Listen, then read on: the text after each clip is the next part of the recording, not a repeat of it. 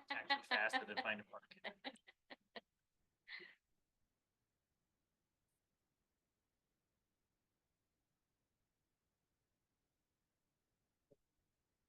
We're ready when you are. Call the meeting to order. We'll start with the pledge of allegiance. To the flag of the United States of America, to the republic for which it stands, one nation, under God, indivisible, with liberty and justice for all. You're not late. We've got 15 minutes of stuff we gotta do.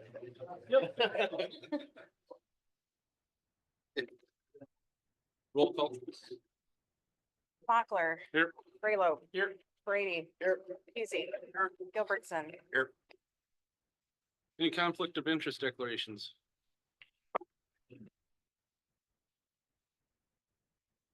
You know, is the conflict of interest declaration just for this 10-minute meeting? Okay. We'll close this meeting. Yep. Open the second one separately.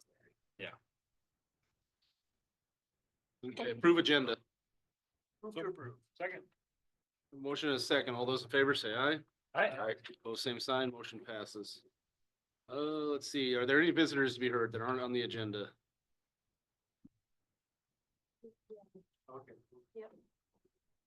Okay, hearing none, Deputy Caitlin, the domestic violence grant. Thank you. I provided all of the documents for the grant to the commission board last Friday. I hope you all had a chance to review it. This isn't anything new for the new commissioners. We do this every year. We apply for the grant. We've never been denied money at this point. I know funding is likely to change yet. But so far, they have about 645,000 that they're anticipating getting, and we've always gotten a chunk of that. I just have to come before the board and ask for approval, and if there are any questions about what the grant is, what it serves, I'm here to answer them.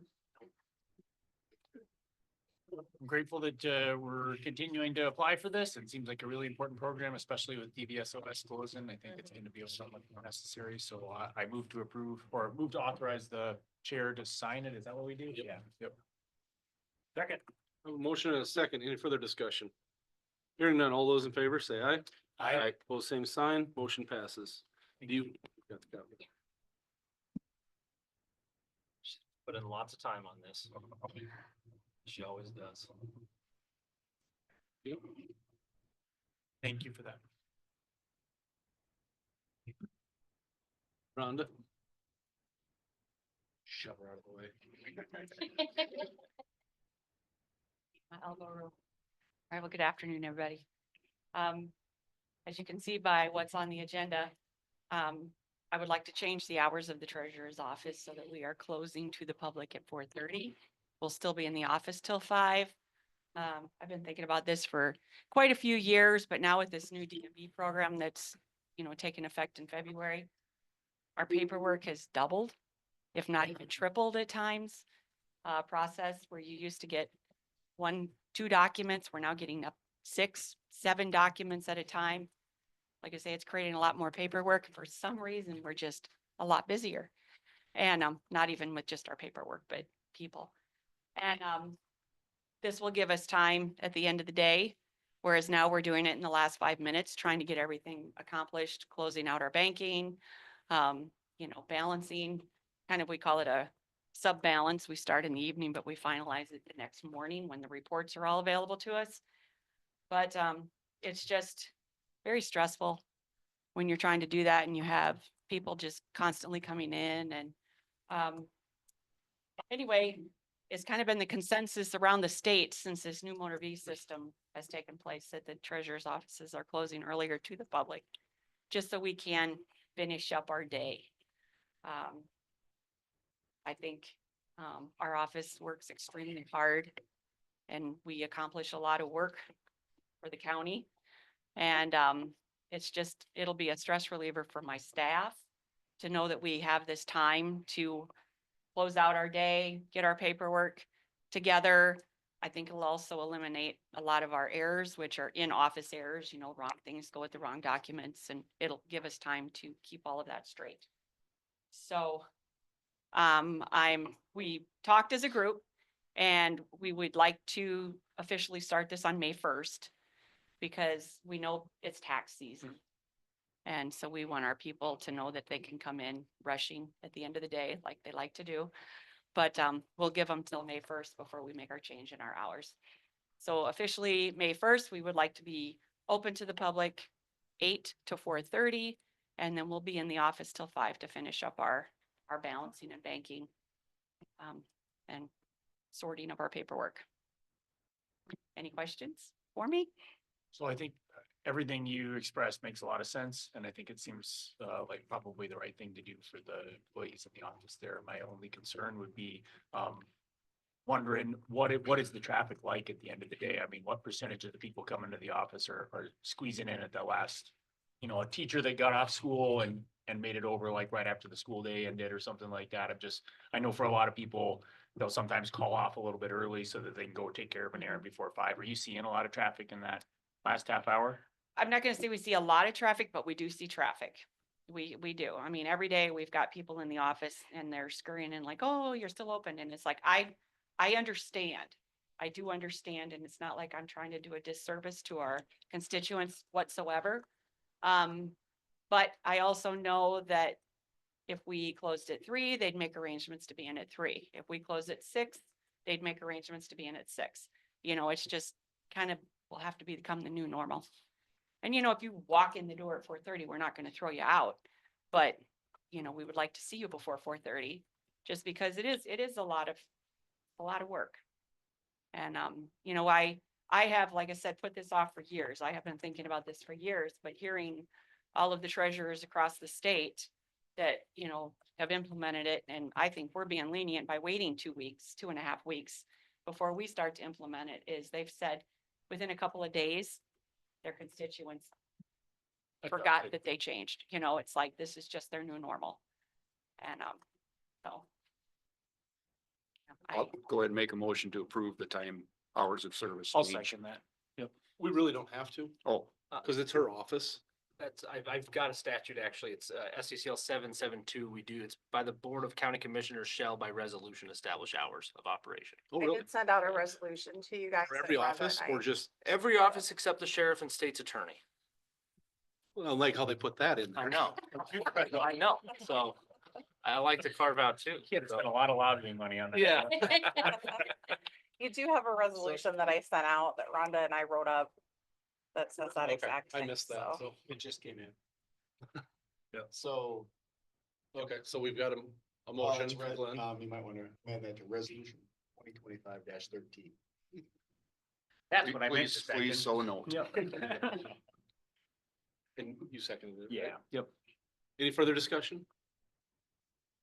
Roll call. Mochler, Yes. Graylobe, Yes. Brady, Yes. Easy, Yes. Gilbertson. Yes. All right, thank you. Yeah, Thanks. thank you. Anybody have motion to adjourn? So on the, it looks like it is a continuous meeting according to the agenda. I pulled that up. Yeah. So I think I don't think we need to adjourn. I think we just continue. Is that right? So that You we, just, We need to They'll- recess. We'll have to though. they'll recess. do like they do for ditch board. Right. so that we So- go into consolidated board of equalization.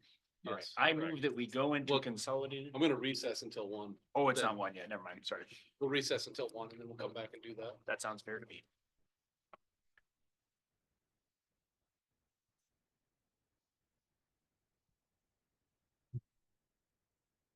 Last chance for fresh air, anybody? Come outside. I'm gonna go ahead and pause the recording just while we're in a recess. I was complaining to Carrie that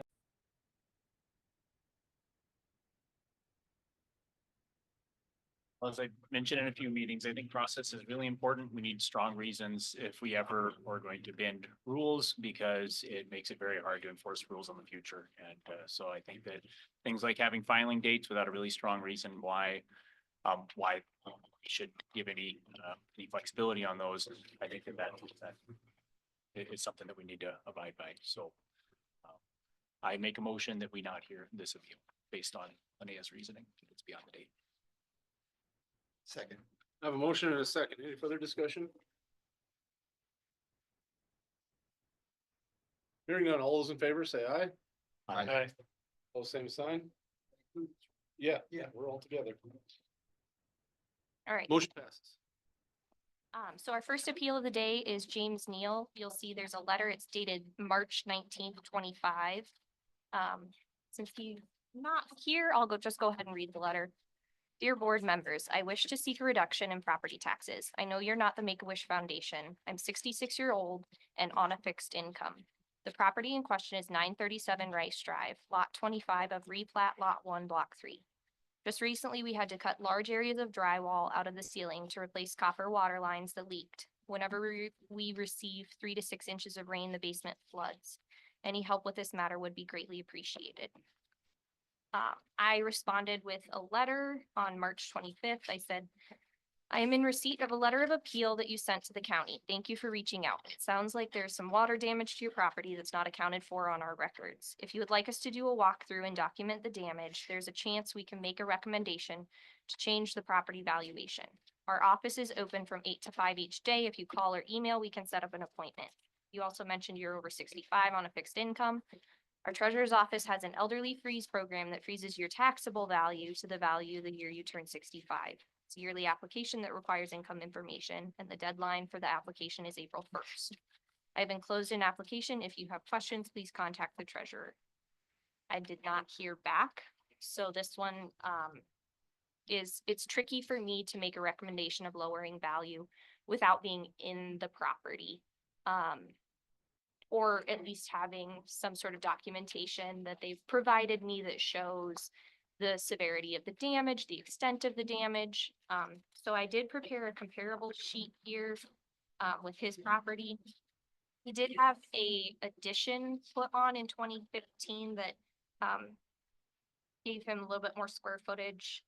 And then bringing him up to sort of the comparable to the neighborhood before that, he was quite a bit smaller. And we only have minimal finish in the basement. There's 4 levels of basement finish. One is no finish. Minimal indicates one of like your floor, ceiling, walls. Rec finish would be 2 or maybe lower than your quality upstairs. And then partition finish would be your finish in your basement is the same as it is upstairs. We have him at the lowest quality of finish, so I'm not sure that really dropping that is an option. And again, without hearing from him or being in the property, it's hard for me to recommend a change in value.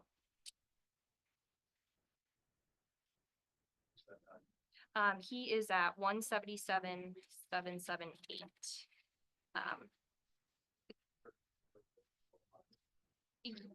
It is the highest assessed wise. Again, that's why I bring up that 2015 edition where he's improved his house in the last 10 years. When the others, 3 of those comparables don't have garages, it's hard to find those sort of split level or that year built.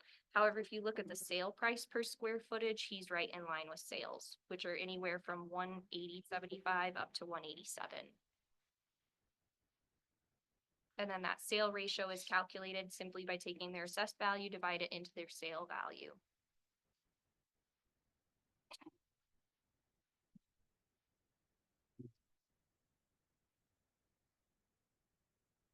Probably not a lot we can do this year. We'd have to I mean, just if you recommend guys- that he, If you guys feel compelled to lower it, that is up to you. I just don't recommend it without more gotta walk through information. no matter what, yeah. His letter doesn't state that he's gone in and repaired the damage and fixed the drywall, so it could be very well back to no damage, correct? Correct. And our assessment date is November 1st.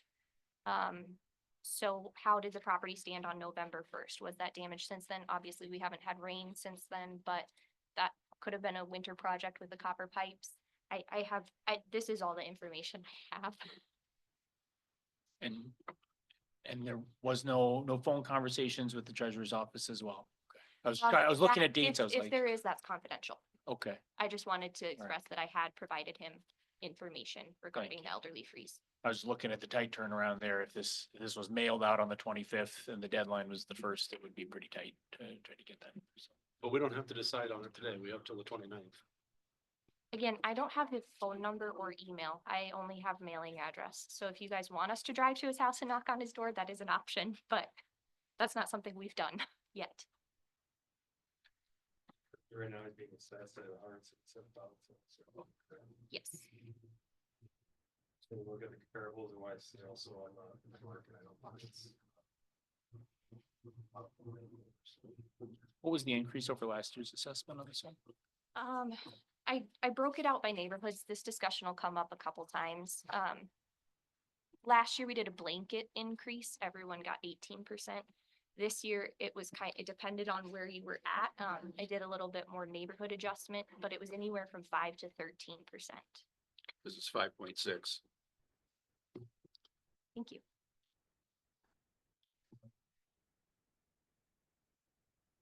And the other question that will come up is establishing. Every year is a new year for me. I have to look at sales between November 1st of 23 and November 1st of 24. That is my assessment year, November 1 to November 1. So then the argument becomes what makes the previous year valid when my sales are from November 1 to November 1. And in a lot of these comp sheets, his included, you will see I have sales outside of that. Just he only had one comp that was actually in that window of time. So I am stretching. The state allows us to go back 5 years. However, when you go 5 years ago, they start to be pretty low compared to what the market looks like today. The other thing of note is one of those sales is from February. That is technically in next year. You can see in my previous sales, I'm up above 85. In my new sale, I'm at 78%. And I'm supposed to be above 85. This one does not have a garage. The subject property does have a garage. Okay, it does have a garage. Okay. 2-car garage. Okay. Just in comparison, I just had one appraised to block down the street on Rice Street, appraised at 188. Very similar property with no garage.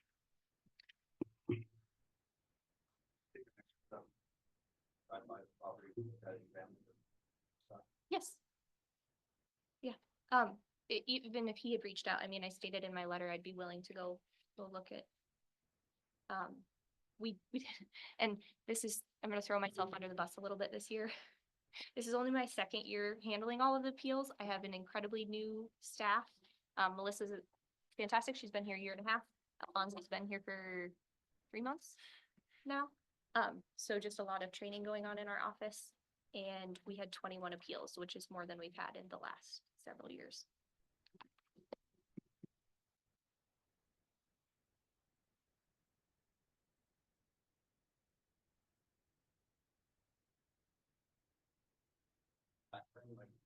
We have till 2 weeks before we actually have to make the decision. Pretty big decision. Yeah. I'd like to maybe find a little bit more information on this deal. Sounds like you got it in on time. Fixed income. Places in disarray. I don't want to schedule. Being one that's very fair.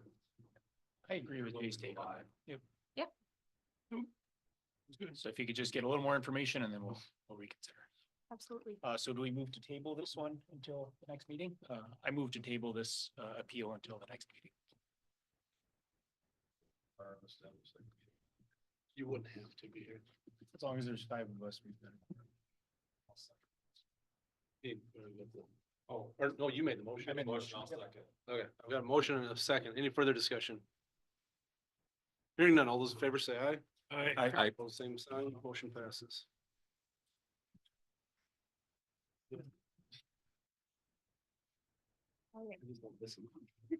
That's why they go so fast. What? All right, our next appeal is Bill and Cheryl Brown. His PT 17, his application of appeal, he states that it's a modular house valued at 228,334, and it should be around 175 to 180. Melissa and I did go to this property and do a walkthrough. We found that we had a little bit bigger basement and the house was 50 feet across instead of 52, so we did that.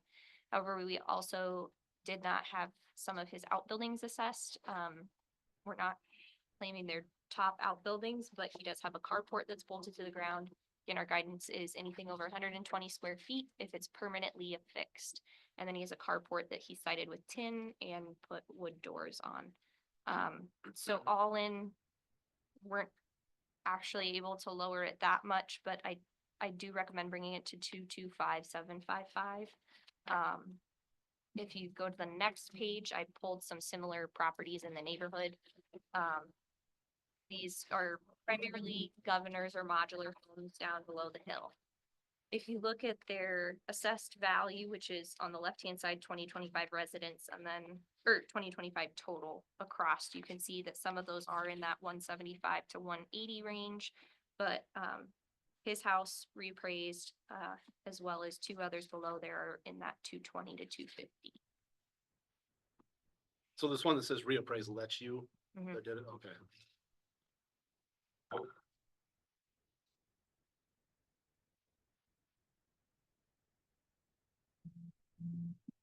The median value per square foot below the hill was 157, at 152. The appropriate square footage seems to all be the, within the good range. If you go to the next page, I do have sales instead of just, oh, go ahead. Any E1? That, What's that? residential, those are my abstract classes. So it's urban residential. So NA indicates whether it's ag or non-ag. This one's non-ag. And then, D1 would be your residential property. Yep. So in addition to looking at his neighbors, I did look at some sales. He has a unique property in that it's a 2008 house in Lower Vermillion. We don't have a lot that are in that sort of last 20 years. So I pulled one on Lewis Street and one on Duke Street that, the one on Lewis is less, but sold for 273. And then square footage wise, it's about 500 square feet smaller. And then the one on Duke Street has sold several times in the last few years running, and this year we have it at 171. And it sold for 176 a square foot, so kind of shows similar. As far as sales below the hill, they're primarily 1900s homes that have been flipped. So then you're looking at your median sale going down to that 140 to 150, 136. But again, I don't know that a 1900s house that's been flipped with only one bathroom is comparable to a 2008 house with an attached garage with two bathrooms.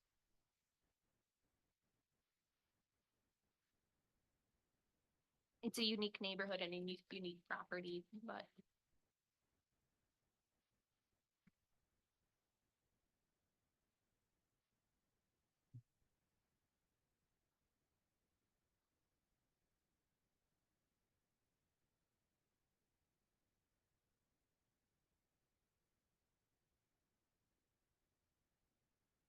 The basement was finished, It's unfinished, unfinished. and we did have that. He stayed, so he said it should be around 175. Did he stay where he's getting that number at? I think mostly just looking at some of the neighbors, which again are smaller, and that's why I pulled the neighborhood comparables like 521 Broadway. Oh, that's 221 with the land. 220 West Broadway is at 190. It's also a 1978. And 429 West Broadway is at 175.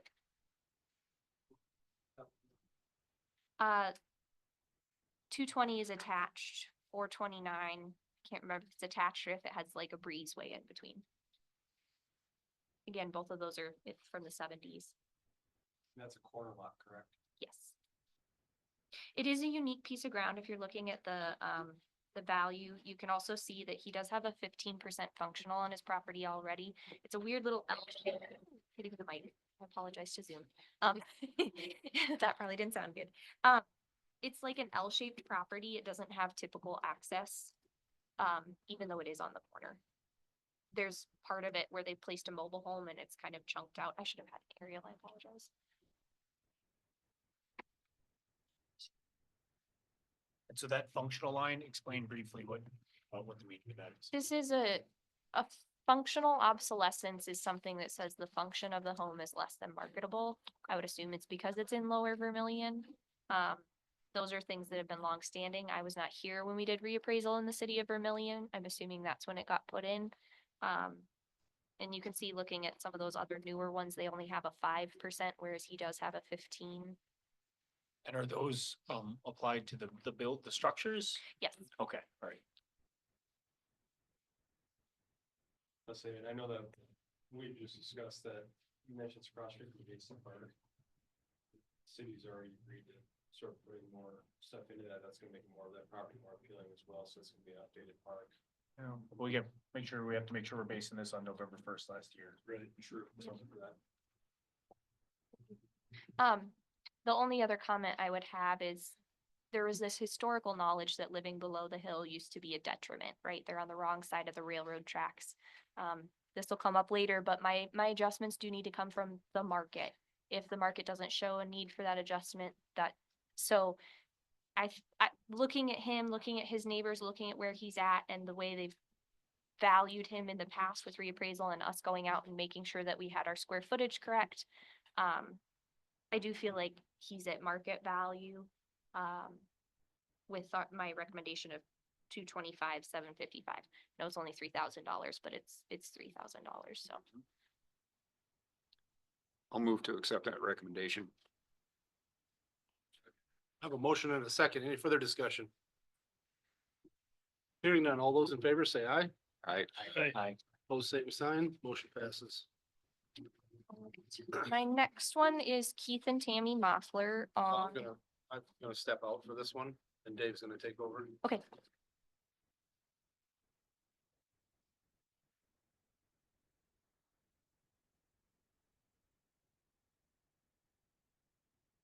Ready? I'm All ready. right. Keith and Tammy Mockler. He stated the comparable houses in the neighborhood are from 300 to 425 assessed value. The 2-year-old house 1 block north of ours is only valued 62,000 more, and that house is 21 years newer. He's asking that his value be lowered to 461. Melissa and I went to this one as well and did a walkthrough, found the same issue with square footage where one side was a little bit longer than it should have been. I believe we had to shift 2 feet from being in the house to being in the garage was what happened. So from the outside, it was correct, but inside we had a wall that needed to be moved a little bit. He also provided me with a bank evaluation. That's the next page here. And looking at this one, we kind of go back to that November 1st date. If you look at the sale dates on these, 507 Pinehurst is active. 1524 Crestview sold in May of 24, so I could use that as a comparable. 983 Crestview is a comparable from June of 24. 805 Valley View is January of 25, so that's a next year sale. 409 Oakmont is active, so that's a next year. And 422 South Crawford is from December 31st, so that's next year. But this bank evaluation did come up with a value of 470. If you go to the next page, you'll see where we were at. So I had Keith Mockler's property valued at 512,329, which was 244 a square foot. These are the bank's comparables, which show a median sale value of 235.65. And a level of assessment of about 92% of market value. But again, 4 of those are not sales that I would be able to use for my valuation in November. So if you go to the next page, these are the sales that I've pulled. And my median sale value is 258.63. However, my median assessed value is 227.44, which does show him a little higher than that. So we looked at a few different things with his property in addition to the square footage. He did have an exterior remodel in 2018. So it's a 2001 house that's had a complete exterior remodel with the dormers. And then an addition in the back. The addition was on crawl. It's not on crawl, it's on piers. So we took the crawl space value away. There's a way that you enter wood decks that ends up valuing the deck twice. So we took that off. And then just kind of looking at how his effective age and depreciation would carry with that 2018 remodel, we updated that. have an effective age of 2006, and then, didn't write down what my depreciation was, but I am recommending a new value of 486,614 for the whole property, and that would bring his assessed value down from 244.18 a square foot to 238, 42 a square foot, which, is $20 less than my median sale. And still a little higher than some of the comparables showing just the updates that have been made.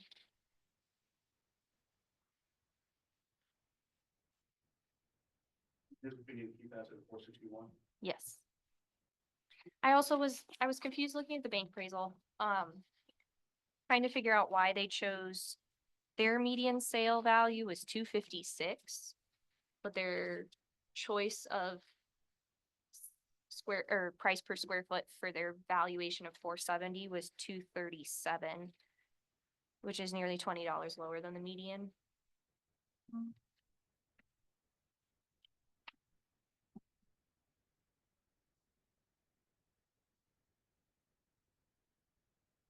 Does say it's evaluation, not an appraisal. I don't know if that's why. Something for me to learn more about in the future.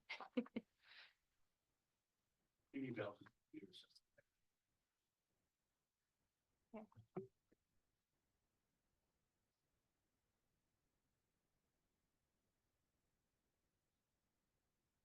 I have a couple recommendations later on for properties that are also on the east side of Vermillion. This puts him in the middle, and I think after being in those other ones, that tracks for me. So if we were to approve your suggested reappraisal, that would put them in the middle of the pack of those other ones that you've been working to. I make a motion that we approve Linnea's recommendation for reappraisal on this to 486,614. Yes. A motion and a second. Any discussion? All those in favor? Aye. Opposed? Motion carries.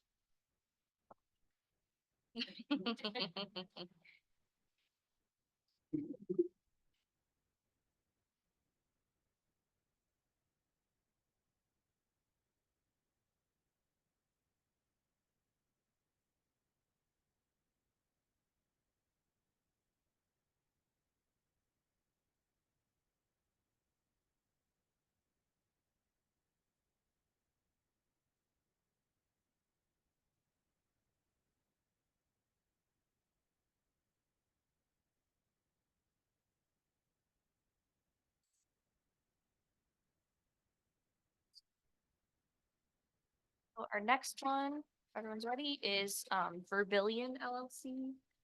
See him on there either. This is Darren Seiden.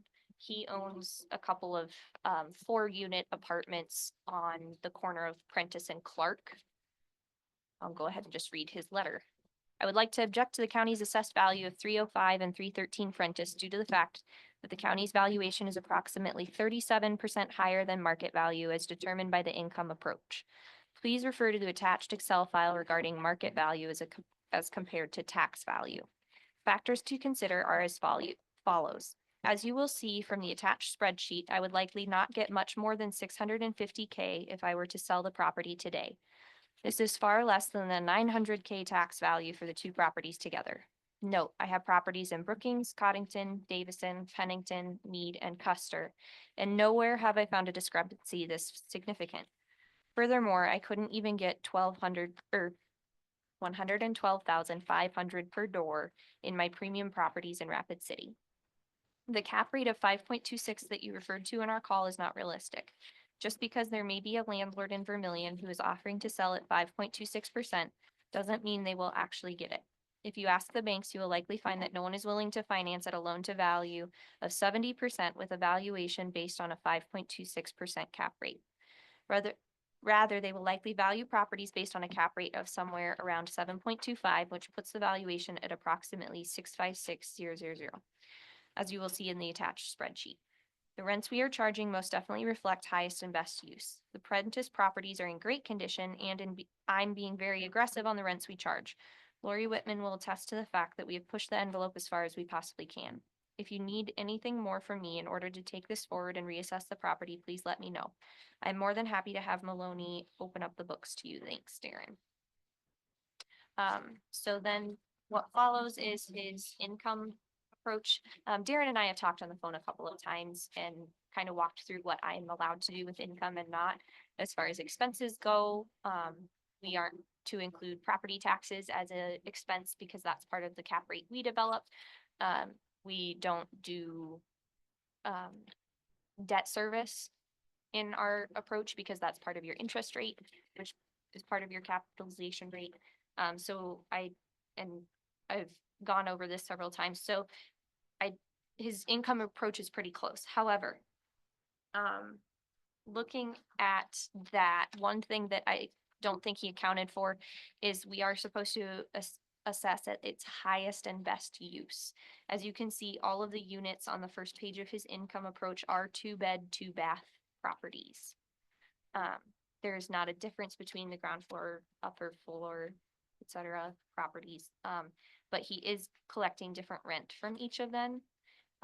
Highest and best use tells us that since he can get 1,100 from it, every unit should be getting 1,100 in your assessment via income. So if you flip to the next one, I do have my income approach using 1,100 per unit per month. I kept his 5% vacancy and left his expenses. My net operating income then becomes 68,000. I built a cap rate using our county specific mill levy level of assessment, assuming a 40-year economic life, and then the 5% interest rate to build a cap rate of 9.67. And the value comes out to 703. And then I also did a sale comparison, and the ones on the corner of Plum and Madison are very comparable. However, those have basement apartments. So they purchased these for 1.2 million right before putting the basement apartments in. So I'm considering that cost included. They knew that they were going to develop those basement apartments. They also bought that additional lot to expand parking. And if you divide that out, price per unit, you end up with 100,833 per unit, and he was at 106,250. So the other thing to consider with this is that Darren did buy both of these apartments in 2021 for a combined total of 850,000.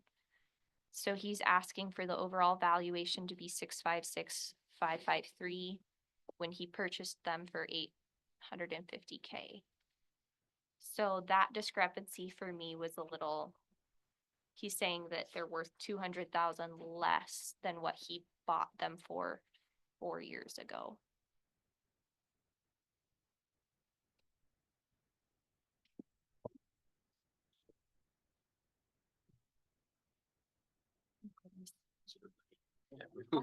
The way to put me on, no. Especially on apartments. And again, he listed a lot of counties, he owns a lot of rental properties. Vermillion is a very unique market with the college being here. I'd say even more so than some of our similar college towns. It really drives the town and the rental market.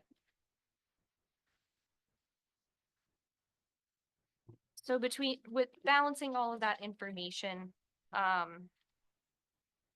if we take his 656 for the buildings and still include the cost of our land and paving, kind of arrive at a happy medium. And so I am recommending that we lower them due to the income approach, but maintain the cost of the land and paving. And I didn't add those together. His valuations over the past 4 years. It's 32%, so you're getting an 8% increase per year, which is not terrible compared to a lot of other properties, so. They're identical buildings, but one's higher, just, it looks like land, I'm assuming that could corner lot. Probably. They're pretty. Mhm. And they're right next to each other. Yeah. So with maintaining the cost of the land and paving and then using his income approach for the cost of the building, that puts him all in at 700,638. That's on the comp sheet. If you look at the comp sheet, I do have the income there in the middle.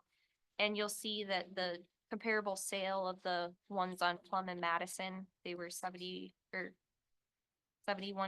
per square foot, and this would bring him from 89 a square foot down to 70 a square foot, puts him more in line with the comparables.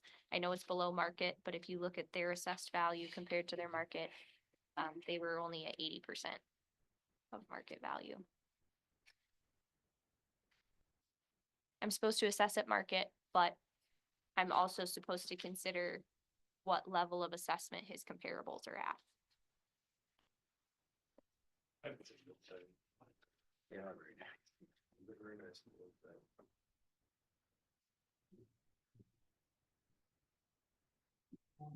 Well, there were units in there? Yep. Two bed, Two two bed, bath. Not too bad. It's 8 units total, 4 units per building. So the value we're saying is 450-ish. Per building. Yeah. 425. He paid $425 per building. Yeah.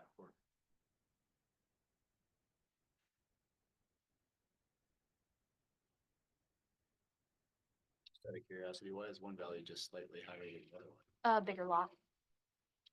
That's the one on the corner.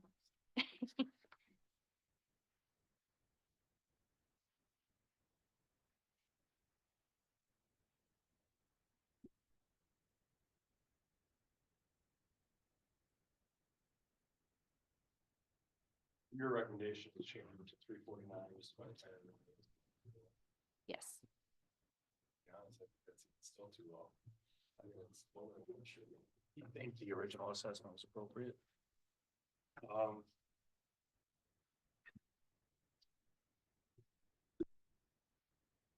Close. Yeah. I think so. I know you couldn't certainly build it for that much, that's for sure.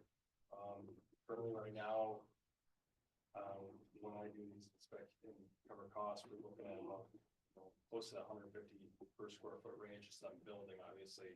Then you're talking about the sale value is gonna be higher than the build cost. That's why I think. That 350 is pretty low. Really good.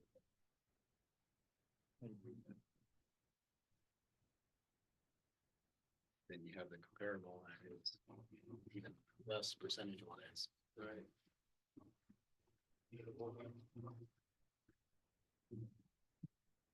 I think it's kind of the catch-22 of trying to be at market, but also maintain some equity between properties. I don't know if this context helps or hurts, but we have not done a commercial reappraisal since 2001. Yeah, that doesn't help. Long overdue. Long time. Our costs, It's yeah. changed since then.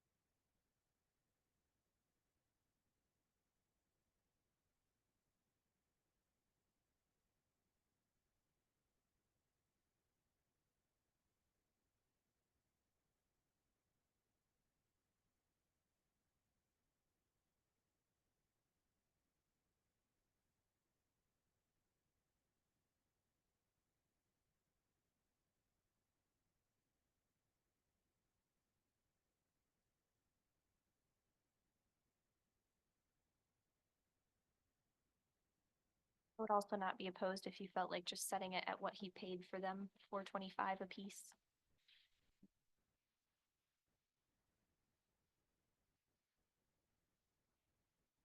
Middle would be about 4. And that's, I agree, that's probably too big of a drop To the 350 or to the 4. Yeah, that's what she said. Cause he would be going from, You're thinking more important. That would be reasonable, I think. because currently, 313 Prentice is at 451,233. And 305 Prentice is 448,708. So each would be dropping roughly 25,000. I don't see.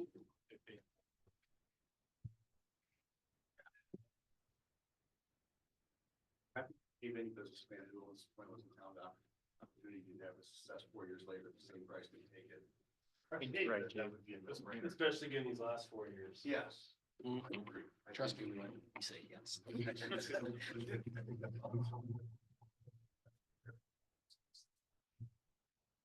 There's always the option to just leave it as assessed as well.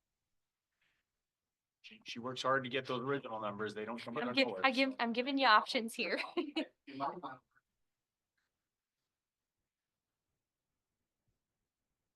So the original assessed value is pretty accurate. I hate to be that guy and tell you you got to pay your property tax. You paid 425 4 years ago, in the last 4 years, considering what's going on, we're only not up 25,000. There's a lot of people seeing a lot higher. Exactly. Yes.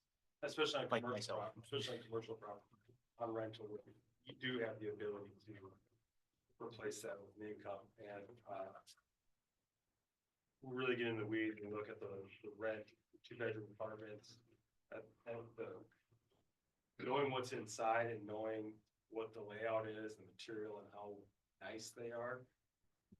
I think there's more room there, so that's his business side there, so I would make a motion to go with the original assessment. I have a motion and a second. Any further discussion? Hearing none. All those in favor say aye. I, Pose same sign. Motion passes. Our next one is Hy-Vee. They provided me with a 40-page packet of sales. I did not include that whole packet. If you guys want to push it off and read the whole packet, I can provide it to you. But the gist of their argument was also the income analysis. So if you look at their summary of salient facts, the subject's a grocery store that was built in 1986 and an addition in 2002 for a total of 40,343 square feet. Their income analysis says that they receive a rental rate of $5.50 per square foot for a total potential gross income of $221,887. I had Melissa reach out to them a couple of times. They assigned a lawyer to the appeal and we asked for audited income because their vacancy and collection loss was 10% and their expenses were 10% with no description of what those were. I would have liked to look at maybe annualized or audited income, saw what those expenses were. Like I mentioned earlier, we can't take debt loss, we can't take property taxes, that kind of thing. We did not receive further income information from them. So looking at their value, next page. Yeah, they're asking for 1,997,000. If you go to the next page, I've got a compilation of all of our large retail stores in Vermillion. We've got the new dollar stores, Goodwill, O'Reilly's, and then they kind of go down from there. I sorted them by price per square foot and it pretty much lines up with their age with Hy-Vee actually coming in higher than most. So it's at about $64 a square foot. I'd say the bulk of our 1990s, early 2000s are at the 55 a square foot, anywhere from 54 to 57 a square foot. So right now we assess them at 2,596,413, and they're asking for a reduction to 1,997. It's about 500,000. Oh, I thought I did that.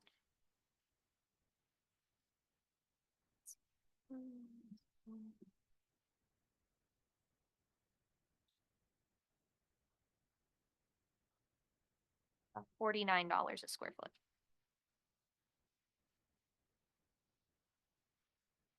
So if you go to the next page, took the liberty of removing their vacancy and loss.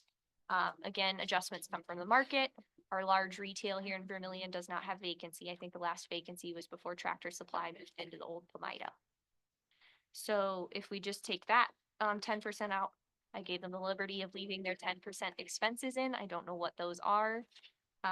But we come up with a property value of 2,218,865, and that puts them at $55 a square foot.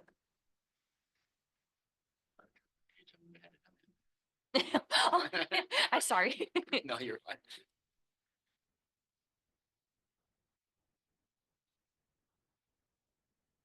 So I guess it's up to you guys to decide if you want to leave them at 2.5 or drop them to 2.2. So to clarify, you could reach out and ask for clarification on some issues and they just reply at all. I spoke to the lawyer directly once and he said he'd give the information to me right away. Never received anything. I called back about 2 weeks later and spoke to his secretary and she said, oh, I'll get a hold of him, and still never heard anything. This is something somebody trying to help themselves. How long was that? Roughly. I wanted, well, It was before April 1st. It was in March. that's, I mean, I gave him ample time to.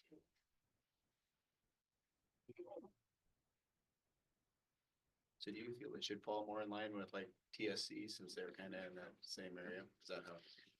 I'm not I know- entirely surprised that they're coming in higher because 17,000 square feet were added on in 2002. And if you look, our newest ones are up closer to 90 to 100. So being in between is not is probably pretty accurate.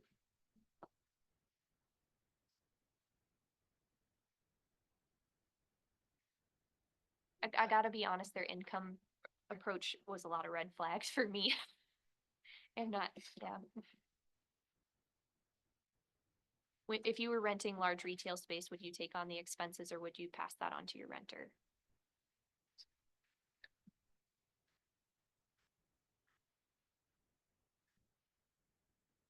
Also calling a couple of the adjacent counties, their Hy-Vees are all worth 4 million plus. And you can see there that, even Runnings is at 4 million, Walmart's at 8.7. Be inclined to leave this where it's at. but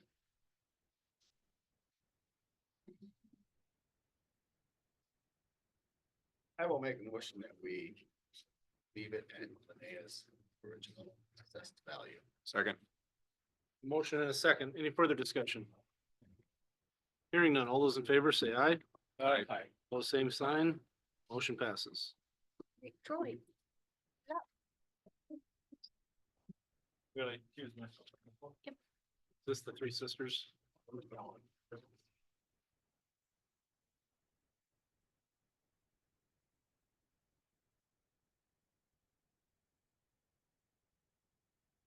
Yeah. we can. Troy, Redwire, Three Sisters.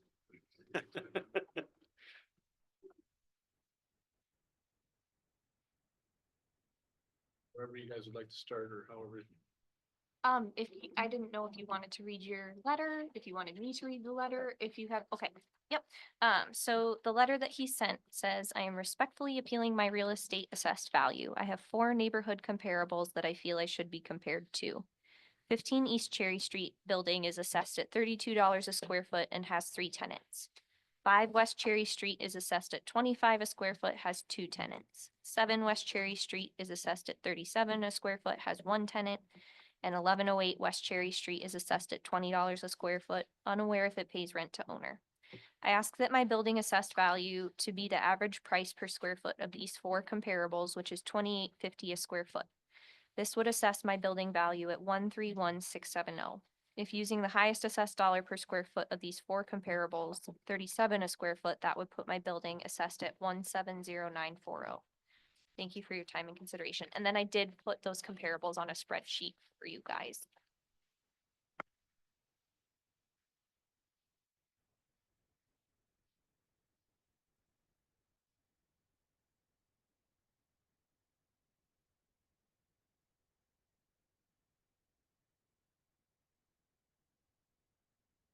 Troy, this is the one right by the fairgrounds, is that Correct, yep. East side? Yep. Okay. And I maintain my own street. There's no city streets and I take care of all that. Like the lights or my snow removal. That's one thing I have these other properties. I take care of all my own stuff, so there's no expenses by the city, anything there. Troy, I might ask you, so you went with these comparable as opposed to county already had rationale behind that? I guess this one. I think they were across the street from me and then right next to me. That's kind of what I did. I think we had Davis Pharmacy, Edward Jones, Larry Brady Strip Mall. And I think I'm assessed within $2,000 of the old Campbell Supply building, where there's actually being a business run out of there. We're using our building for storage. You know, I've had 3 campers parked there. There's never been a car sitting outside. The only reason we parked them down there, we didn't have any room in the car lot. So I'm not running a business out of there. There's no phone service.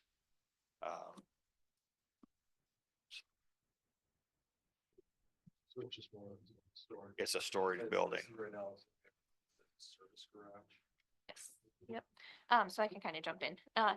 Just looking at the comparables, I would say there's significantly different use. This was built in 2020, and so I don't know if our office was in it. I personally have not been in it. Did Ina come do a walkthrough? Do you remember? I don't. All we have is a bathroom. Okay. It's all open. So it would have been assumed service garage based on the permit, I'm guessing, just because it was 2020. So I took the chance to pull a couple other service garages just because I'm like, okay, let's look at things that have a similar use, whereas Davis Pharmacy's a retail, and then Larry Brady's is a neighbor or a strip mall. And O'Connor's, we've been in it, and it's warehouse, and then they've partitioned. It's a hard word today. Partitioned off some office space that they heat and cool instead of heating and cooling the whole building. And so I looked at Blaine Olson's, which is also recently built. He started it in 2014, added on in 22. And then you have Roth LLC, which I believe is the impound garage out on Norbeck. That's what it said it was. It was an impound lot. Yes, there you go. Yep. So that one's over on North Norbeck. That one's also in as a service garage. Again, these are just the uses and choices made by previous directors of equalization and their staff as far as the commercial use of these properties.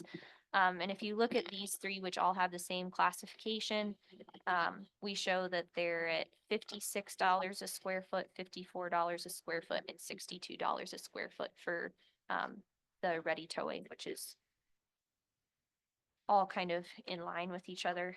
I also looked at their permitted value. So when you pulled a permit for this building, you did say that it was worth 200,000 for the permit. So that's without the land. Blaine Olson's permit was 2 years later for 350,000. And then Ready Towing was for 260, also in 2020. That one is full frame. I don't know exactly how that decision was made, but so looking at some of those comparables, I think it's in line considering the building itself is 260 and 4 years ago it cost you 200,000 to build it. The other thing, looking at, I'd say the most comparable would probably be Campbell's, and that one was purchased in 21 for 312,000, and it's a Square footage. and it's 1976 building. So you look at commercial buildings, how long is their effective age? Most of them sort of bottom out at 50 years. Again, kind of relying on the cost tables here. So Campbell's is technically at the end of its life without some significant remodeling. And then if you flip to the very next page, I do have a beacon aerial here showing your building on Cherry Street. And I apologize for not getting this to you as well. But the building in the back was your storage shed before you built this one, and you sold it in 2020 after this one was built for 245,000. So considering that one's market value is 245, I guess my question would be, why is your newer building with better access, I'd say better overhead doors too, why is that one only worth 201? I don't know if it makes any difference, the city in that alley back there, the first one you're talking about, they maintain the snow, they had street lights. So that's something to do with it. I take care of my own street lights. This one here, the other businesses you talked about are actually running businesses out of there. This is storage, so I think that's a little bit of a difference. You talk about income based. This brings in zero, so, And that kind of goes pick back. and choose. Yeah, so that kind of goes back to, I actually brought the sales ratio statutes. Michael and I have talked about this. It's statute 10-6119 that says the director shall individually assess each tract of real property its fair market value. In determining the fair market value, the director may not adopt a lower or different standard of value because it is to serve as a basis of taxation. The director may not adopt as a criterion of value the price for which a tract of real property would sell at a forced sale or in the aggregate with all other tracts of real property in the county. The director shall determine the fair market value by appropriate consideration of the cost approach, which would be your building permit of 200,000, the market approach, which would be that that other shed you sold for 245, Okay. and then the income approach, That which one was a little, that ship was a little bigger, but sure. it is what it is, so. So kind of looking at those, I'm not sure I would recommend anything less than, I would say nothing less than 250. I would chime into just the end of that statute also reads the director shall consider and document all elements of such approaches that are applicable prior to a determination of fair market value. To me, I think that's reading that there are 3 approaches and you have to determine which of those approaches are applicable, use those as your elements. And so all 3 may not be appropriate for every situation. And here, based off of what we're hearing, from what I understand, the income approach to appraisal wouldn't be pertinent. So that last sentence is requiring that the director then not consider that since it's not applicable.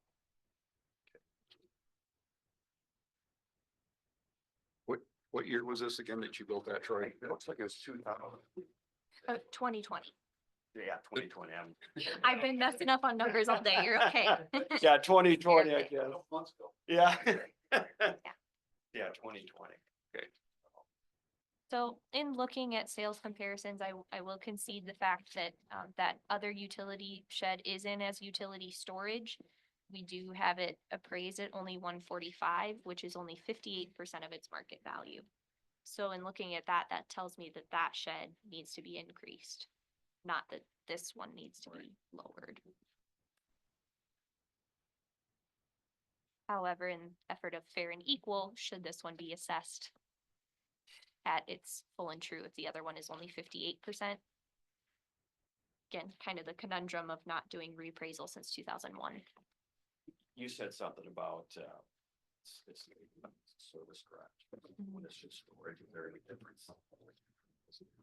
I could certainly go in and look. And I think definitely difference. Sure, you have, in there, you can, it's like a vehicle that, which is kind of Just with the bathrooms framed out. It's storage, yeah. So that original permit was 200 even? Is that what it was? Mhm. Okay, Are you comfortable with that number just as like a starting point? so we would be, I'm just trying to, Well, I think this is another one where, I don't know, Linnea, do you need to get into the building? That's what I'm kind of thinking is maybe a walkthrough in the building might be a good I would idea. invite you Yeah. to come see it. Yeah. And then, the service garage part versus storage you wanted to look at. Yeah. So I think before we do any deciding on a number. Okay. We should get that information first. I'd make a motion to table it until all that information is there. Mhm. Super. And if you don't, thank you for coming today. Yeah. If you don't want to hang out, Alfonso's back in the office. He can set up an appointment. He's got our calendar. Okay. Yeah, I'll go Thank you. Yeah, you're good. Thank So I you. have a motion I'll second the table. and a second. Any further discussion? Hearing none, all those in favor say aye. Aye. Both same sign, motion passes. Thanks. Thanks, Troy. Thank you, Mr. Dave. Yeah. We can come back. Okay.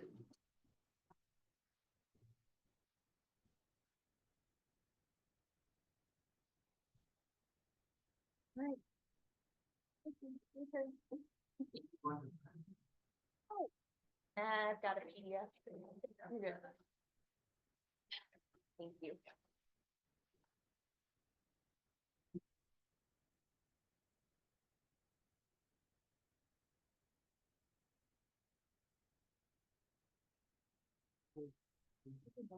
I should tell you which one we're starting with. We're starting with ACE. Okay, all right. Unless you would like to start with it. Okay. No, we're good. And then you go for it.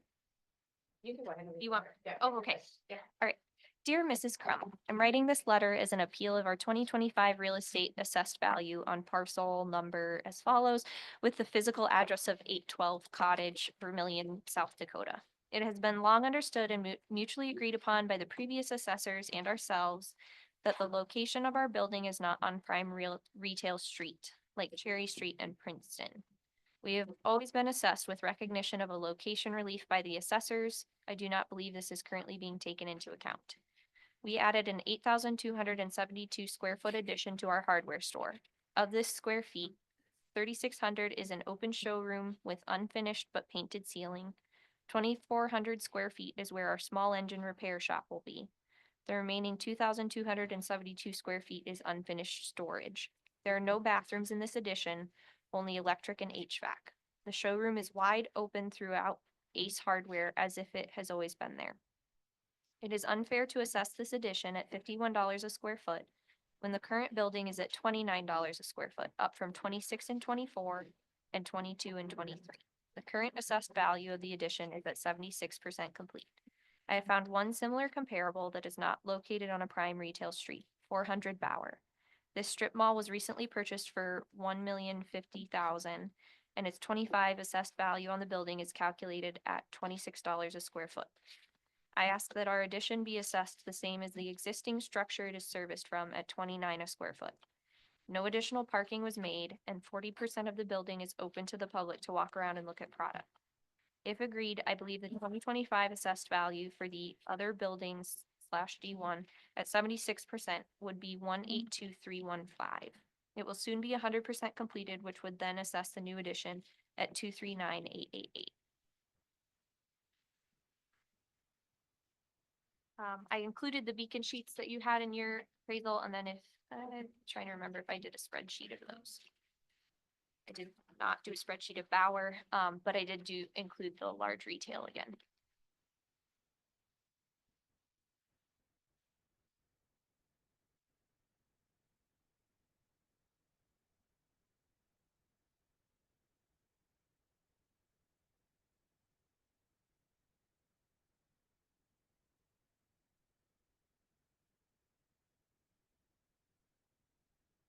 I think Ace is a unique property in that it is sort of halfway a strip mall, halfway large retail.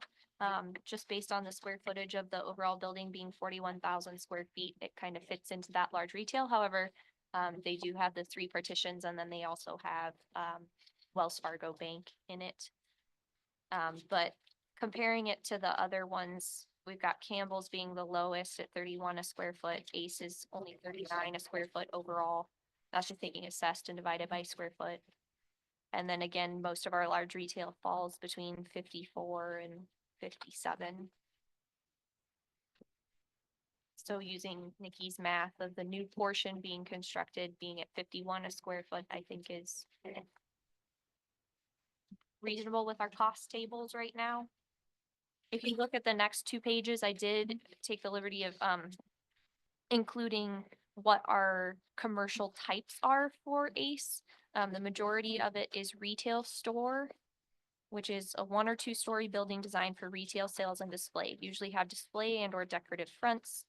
Occupancy includes store occupied by secondary department stores with limited merchandise lines, specialty shops, and commercial buildings designed for a general occupancy. The stores are usually designed with designated areas for servicing customers, employee operations, merchandise storage, display areas, office and restroom facilities. Higher quality stores have expensive exterior and interior finishes, large display areas, attractive storefronts and special lighting. Lower quality structures have small displays, minimum finish, and mechanical items. This is what the bulk of the store is assessed at. It is I have it year built. Is a 1986 masonry building.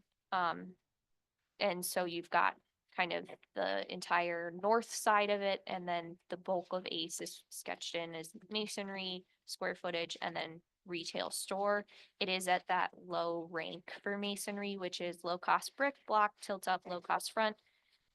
For your exterior, mechanicals are minimum lighting and an employee's restroom. HVAC is forced air, and then interior finish is painted walls, drywall, acoustic tile, or asphalt tile. So that's, again, that's your interior finish. So we have the bulk of Ace's retail store, low rank, and then the new portion is that second page where it says warehouse, showroom, store. So this is a related occupancy to retail store. These structures are typically of the large walk-through furniture outlets with a semi-finished showroom, large carry-out warehouse as one complete facility. So that counts for the front where you walk through, the back where it's the storage and shop for rentals. Low quality structures are unfinished shell types with minimum code throughout. Better qualities have partitioned offices. Since this was unfinished when we were there, there was no interior finish yet. They had insulated and I think done electrical, but they were waiting to put up the partitions for what part would be shop versus the open to the public. We just went average because we didn't know what type of finish there was going to be, and then did our percent complete at 76%. That's just kind of, we do that with a lot of stuff, is you just go average until it's done, and then you decide if it needs to be lower or higher from there. Which you can see based on her description of it, maybe it could potentially go down a rank, but right now it's just average at 76%. And this is what that new addition is sketched in as, is warehouse. So that's just kind of the cost table side of things. As far as market goes, I think Bower Street is a little different. We do have the land valued at a lower cost per square foot than Cherry Street. It is not in Cherry Street commercial. It is not in Erickson's. It is just the Vermillion commercial, which is also what you run into when you go way west on Cherry, out by like Troy Gregoire, Todd's Electric, that kind of thing. Find my notes. It is the lowest looking at large retail per square foot next to Campbell's, which I think is indicative of its age and its mixed use. The new area is coming in at 51 a square foot because it is newer, right? Again, commercial depreciation, what's the effective life of a commercial building?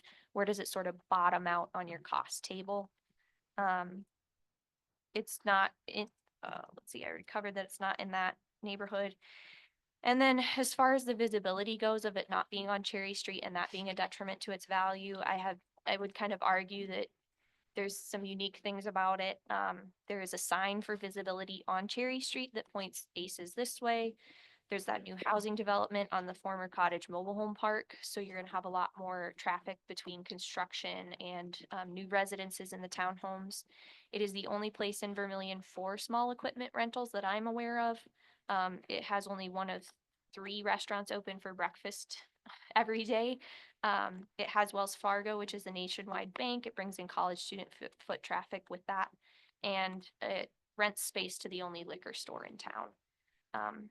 It also has better parking than most on Cherry Street, which when we get into her other property, you'll kind of see Cherry Street doesn't have the large parking lots like our large retail tend to have.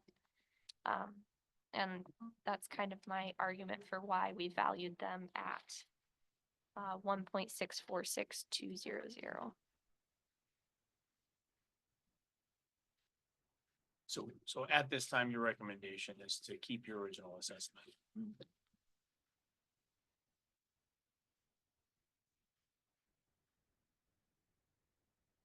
you'd like to add? Yeah, I would just say when it comes to the market approach, the 400 Bauer strip mall, that's considerably newer than ours with considerably more parking space. It was a recent sale, so it was an active market comparable strip mall that's not on Princeton or Cherry Street, a main thoroughfare.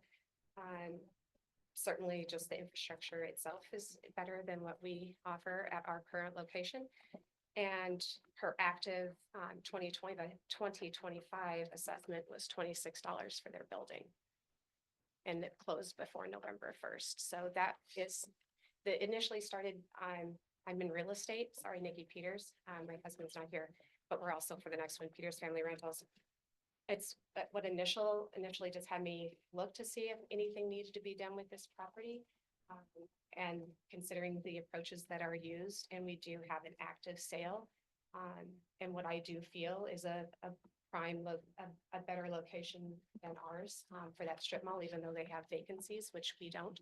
I can't say if it's because we're locally owned and that's an out-of-state company at that time, but now that it is locally owned, it was, offered for sale on the open market, and it's a recent sale. And before November 1st, she still assessed the building at $26 a square foot. So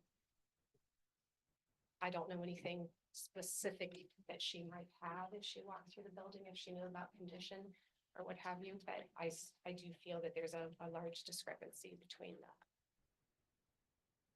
show place room, storage, and repair shop being assessed at the Runnings Walmart levels. For our addition, we added no parking, no HVAC, no bathroom. I'm sorry, just HVAC in the bathroom. So that's in our brain anyway.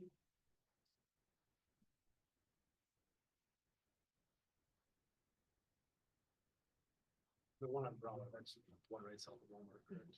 Yeah, they've got the new Mexican store there. Yep. And to work out. Yep.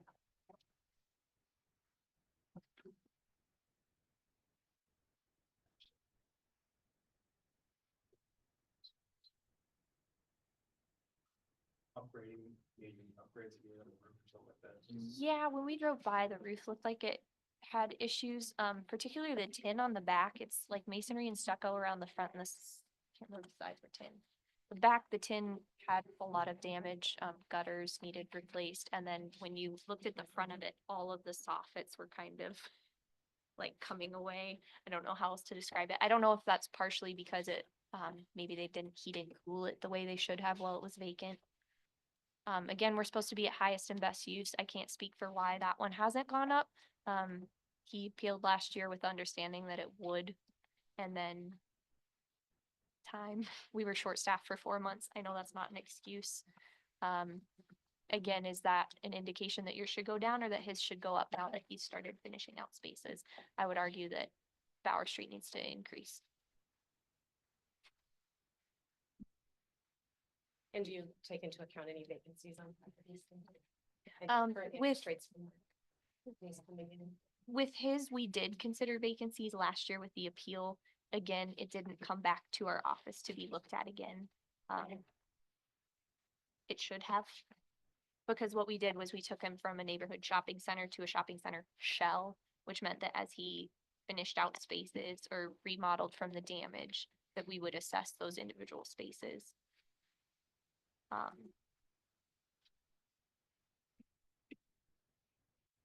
No, they didn't reach out to us as they finished spaces. We didn't get permits for those. How many spaces were not finished? Hibbett store, they still had the old, was it the Heights or the Quarters did like a mock living space in one of them and that just kind of got moved there. And still had HVAC and lighting and electrical and plumbing for bathrooms and that. That I'm aware of. Where's the upgrades? On the, Obviously, the whole exterior is all done. yeah, so it's an 8,200 square foot frame, and then there's a fence around the back. We did not add parking or concrete, so we had to add a concrete floor. There's a partition wall that's not load bearing because it's freespan through the whole building. There's a partition wall, so when you go in, half of it, I think that's what it is just open, no point of sale systems, where it's where you can put your lawnmowers, snow blowers for resale for people to look at. But the intention was so we can have more room to store our customers' equipment while we're fixing them. That's the 2/3 of, or we'll just say a quarter of the whole building that is no finish, just the door to pull up where we can take stuff in and out.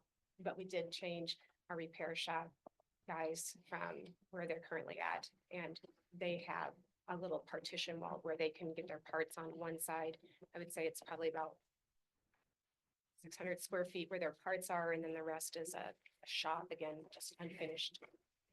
Check the bathroom, anywhere. But the upgrades that are inside and outside, the exterior, obviously, it looks beautiful. Oh, thank you. We moved it up now.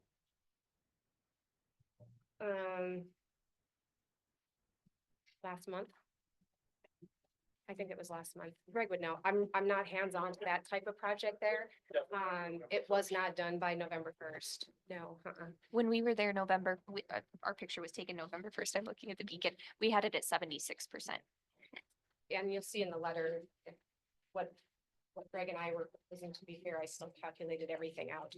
Still at the at the last paragraph of the letter at 76%, it would be at 182.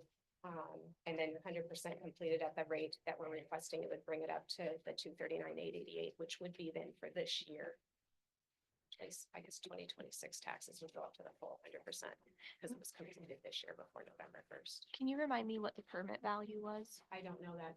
I don't know that. I'm sure if you have something on file. That's probably. I think it was 400 was what we talked about. Can you?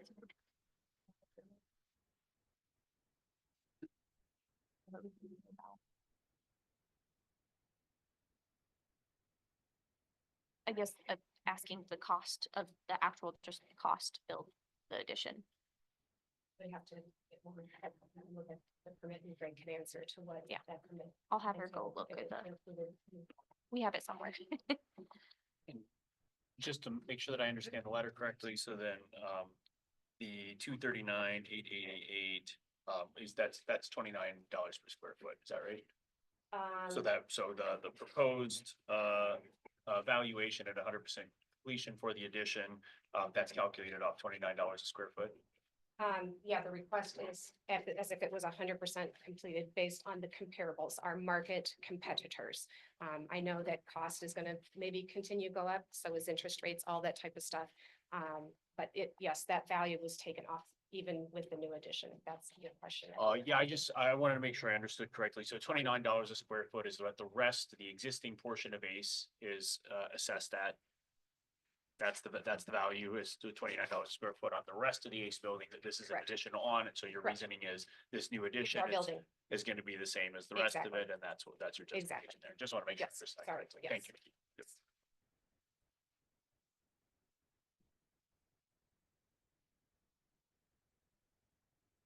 There was a question when I first had called in.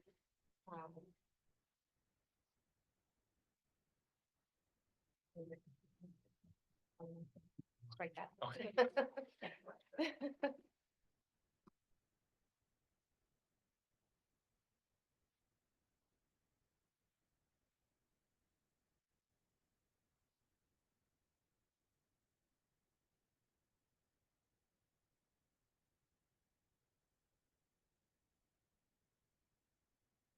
Do we have anything that would serve as an open showroom comparable? What, There was, Quality Motors and then what was the other one?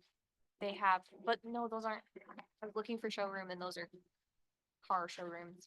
Brunix is closed. Brunix is Midnight, closed. And it's Downtown, it's 60% exempt because it's owned by Masons. oh, yeah. Where you came up with that.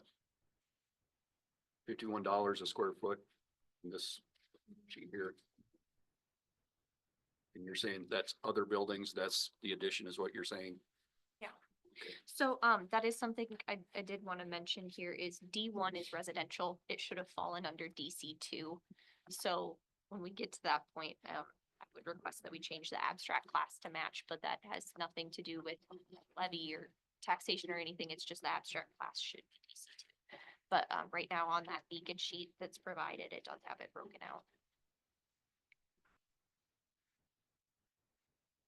I guess my main argument is the reason it's at $50 a square foot is it's 2024 and it's steel built. The rest of Ace is at 29 a square foot because it's 1991 and it's masonry.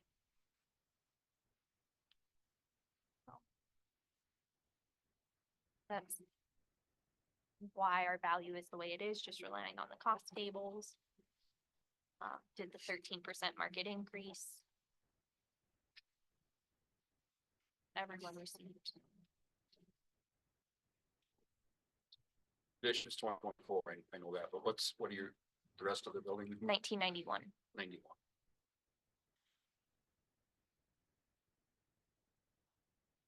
That 13% is reflected in the up to 29 over 26 for the rest of the building, right?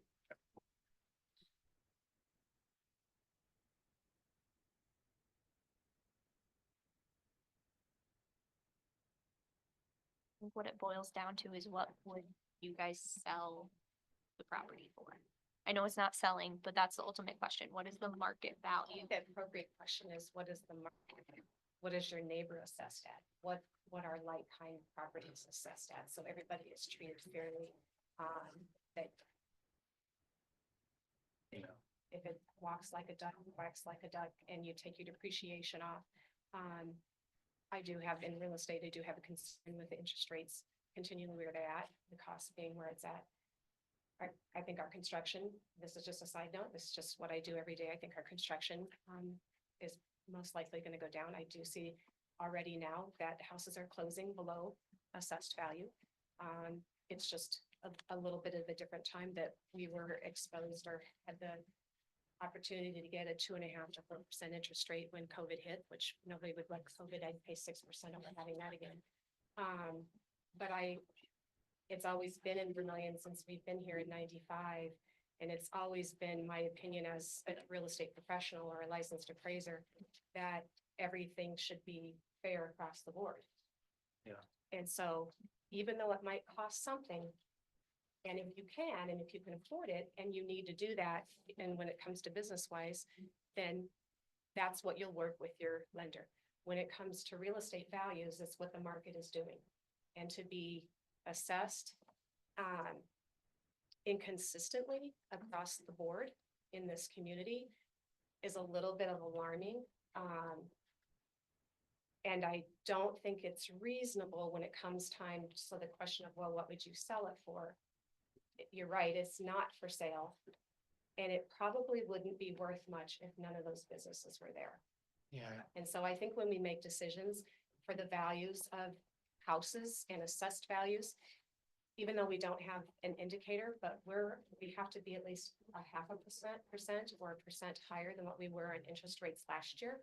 We're considerably more. And if we go down this trail of just chasing the tail of what the cost of something is going to cost, we're going to find ourselves in this community again, because I live and breathe it every day in retail and in residential and home sales.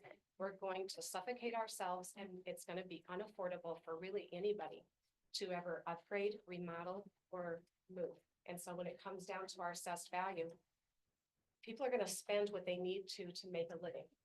We shouldn't be punished by our assessed value when our neighbors right next to us that act like us, look like us, with depreciation or appreciation, and they're still not balanced consistently. There's a bigger problem than just the people that are taking the opportunity today to speak what they know because it's their livelihood. There's going to be so many more that have no idea when they get that new tax, because I see it in real estate and they see that new tax value, and that's going to change their escrow. I'm just saying what I know is true. Yeah, I think, my response to that would be that I entirely agree, but that unfortunately, I mean, I think that the challenge that Linnea's office faces is really a dual mandate. So they must be equitable and assess all similar quality properties the same. but then they also have to be accurate. So they have to assess each of those properties at market value. So all the properties have to be at market value, but we also have to fairly apply that to everybody.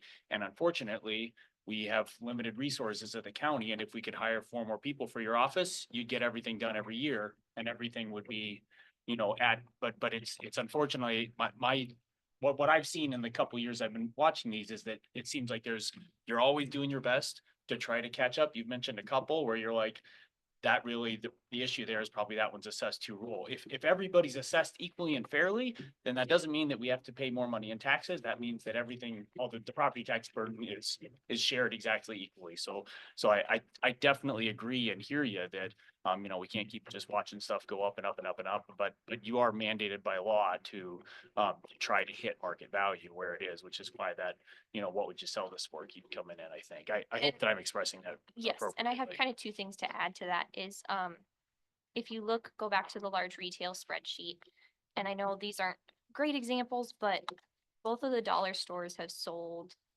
in the last 2 years. The first one, built over on Cherry Street, sold for 1.9 million, or 1.985, should be clear.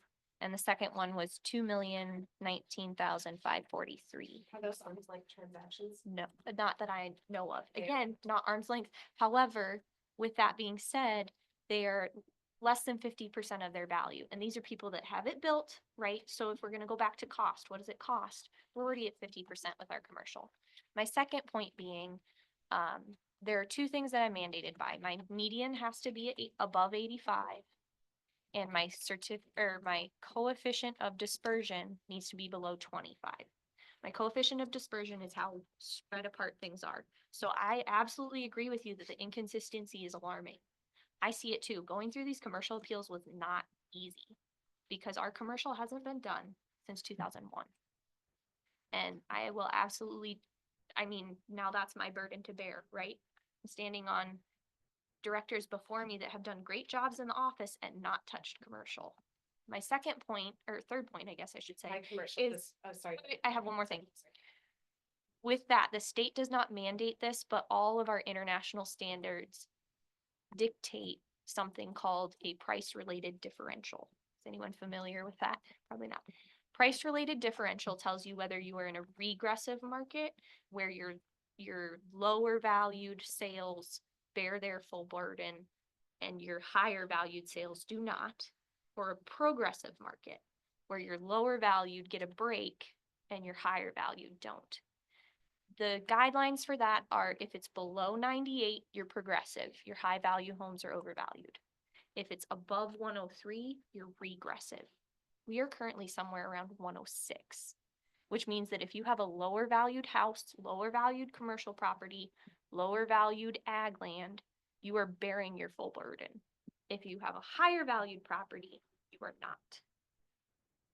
So when I see that Ace is at 39 a square foot and my average large retail, again, I know you're comparing to a neighborhood shop, I would claim this as large retail by its size. And my average large retail is 57 a square foot. I don't think the new addition being at 51 is out of line. I'm not trying to be difficult. I'm just saying this is what I'm seeing with the numbers in my office as well. And we did pull the permit and it was 400,000.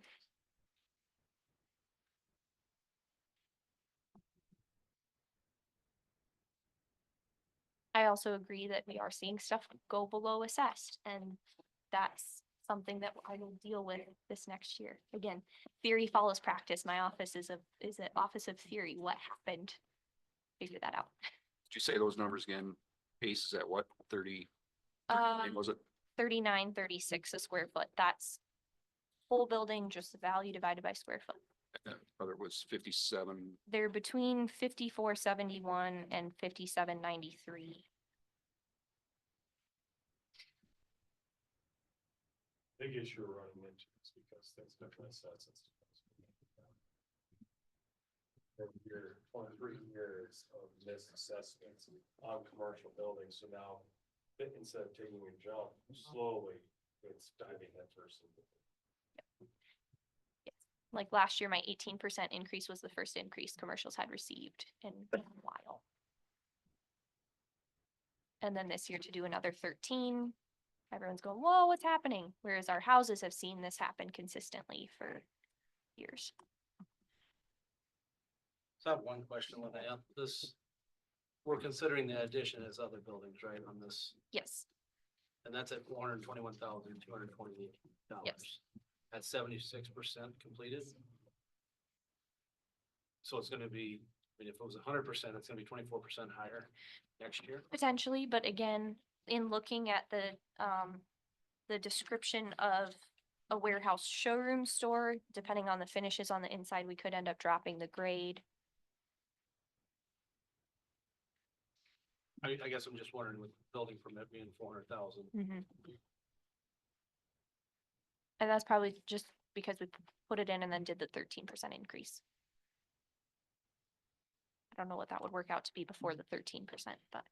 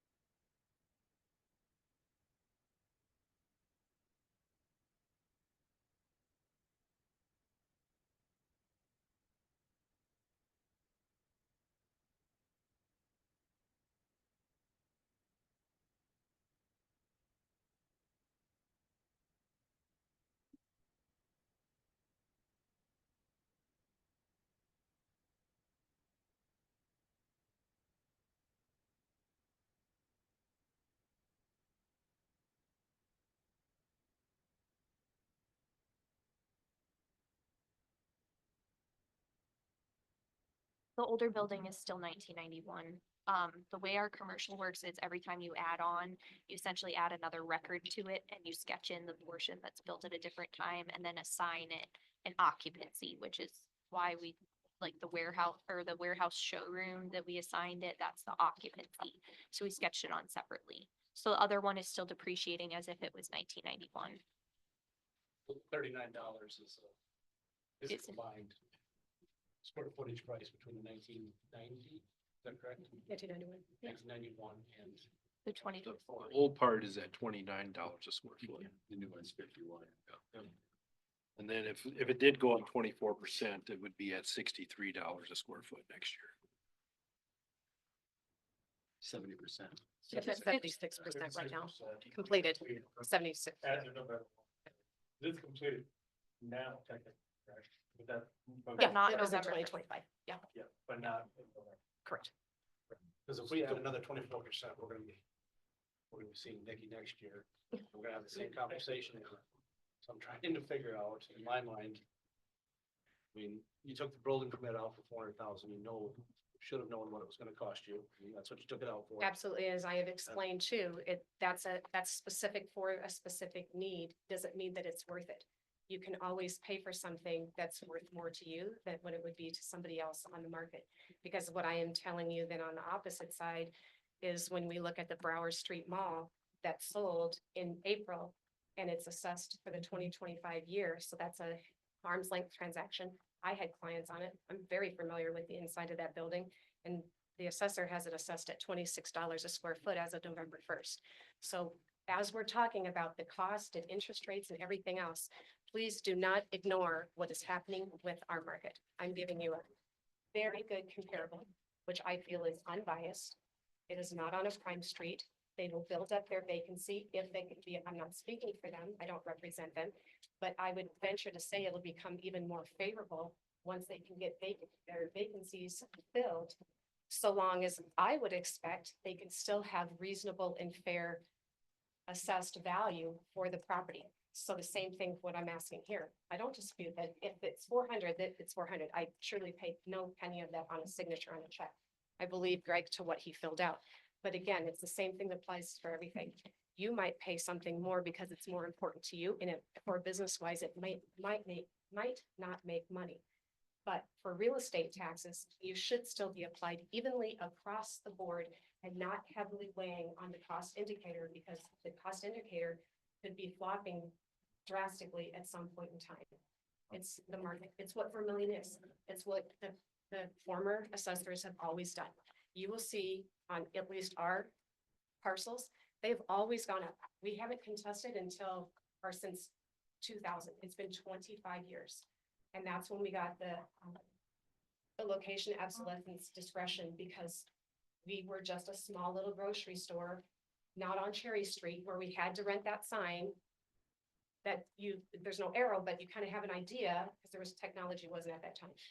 So if nothing else that I say today is inconsequential at all, we can't chase the market with today's what's happening, because what we do is going to affect who does and who does not stay, come, grow, expand, improve. If our taxes start suffocating us, which I feel that they are, especially even on the residential side, it's going to make it difficult for everybody. And because there is a whole different level of fair and unfairness with an arm's length transaction at $26 a square foot on a very similar property, that's, you can talk about the cost approach all day long. But I do not think in today's market, or probably in the near future, that is going to be appropriate, not in our community. And I'd like to make it clear, the state law is very clear that if we do see huge drops in the market this next year, I am not allowed to have my median above 100, so I'm also legally required to lower values. That's also state law. So I'm not gonna keep chasing and never go down. If the market goes down, I go down. I think that's, that's unfortunately my answer to a lot of your strong, reasonable arguments. And I think that the economics of it that you're describing makes sense. But we have to make that case to the legislature, because we do, the assessor's office, it's amazing how bound they are by state law. So So the assessed value for these type of properties should only be the cost. It So even though, should match the market value. So when you say that this other property, if it is exactly comparable, then it should be exactly comparable. I think that that's a very strong argument. for the market value. of a property. I think so. So, that's a core component of what you do in your office, is to try to track those. So and that is absolutely something that we should weigh very heavily. So, and it may well be properties are gonna sell for less than they were previously. It'd be a weird world to be in. People's levy per mill would go up. That's a rough situation, but I'm not actually excited about that. But I just want to add something here. So, I didn't include Bauer on the large retail, and I apologize for that. I've had a lot of stuff fly across my desk the last few days. But if I take their market sale and do the same math I did on the large retail, so their market sale was 1,050,000. So we do 1,050,000 and divide it by their square footage, which is 29,800. Then the number I get that I'm comparing with large retail, I just took assessed value divided by square foot. I'm getting 35.23 a square foot. But are you putting in their land? All No. their concrete? That's just their. No, building? their whole entire sale price. This is how, here, I should just show you. I should have provided. Yeah, so that would need a parking lot there. So it's everything. If you take total value divided by square footage of the building, that's how I did my large retail comparisons. I know it's rudimentary, but it's a way of comparing things. By doing that with theirs, it was 35. 400 hours. No, What'd you but if do? I do the math for 400 Brower, it's 35.23 a square foot Just on the building. for their total sale divided by Property, just the including building. the parking lot. Again, rudimentary, but it is a way of comparison. And that's how I did all of the large retail. But if we do just the building, then we're dividing out assessed value by, so, I mean, again, that's not to say. And I really just gonna throw myself under the bus here. I haven't done much with commercial either. I mean, I didn't take you out of a different neighborhood. I have you in the same neighborhood that previous assessors. I mean, you keep saying that you don't think it's still in that, it still has all of the obsolescence that they put in there. All I did was add the addition. But disregard a market value on an arm's length listed property. Sure. You didn't use that one. Well, I think that does seem like an important thing to have be a part of this discussion. and we've tabled several others. And so I think that if you would be willing to take that into consideration and see if that brings a recommendation that might be mutually amenable back to the next meeting, I would move to table this until the next meeting with the request that you, follow up on that. Okay. Thank you, Linnea. And thank you, Nikki. Oh, yeah. All right. So we have a second. Yes, I don't know if we do. You don't have. I'm asking whether we do. we do have a second appeal. No, I'm asking whether anyone You has made a a second motion. for my motion. Yeah. Sorry. I'll second. I have a motion and a second. Any further discussion? Hearing none, all those in favor say aye. Aye. Opposed, same sign, motion passes. Do you like to go first or do you want me to go? Before we get this one, very similar, right? I have a recommendation of new value on this one. And Just just, trying to figure out the time of that. right, I was just gonna mention that, if he gets up, he's not mad. Yeah. He's got somewhere else. to do it. That's where I'm going with that. Thank you. It's got a lot to do. Yeah. Okay. Yeah. All right, I'm writing this letter of appeal on our 2025 real estate assessed value on parcel as follows: 2 East Cherry Street. Unfortunately, I missed the deadline last year. Improvements to the property are siding on 3 sides, windows, 3 HVAC systems, and 2 of the 4 spaces interior being cosmetically updated. 2 and 6 East Cherry Street each had a bathroom removed during the updates. We also had to pour a new concrete parking area due to the poor existing condition. There's only one way in and one way out of this property, which is not on Cherry Street. A car has to back out and return the same way, unlike all of the other comparables. Additionally, our parking is grandfathered in with regards to the limited parking space, which is significantly less than all the comparables. This limits us as to what type of businesses can occupy this space.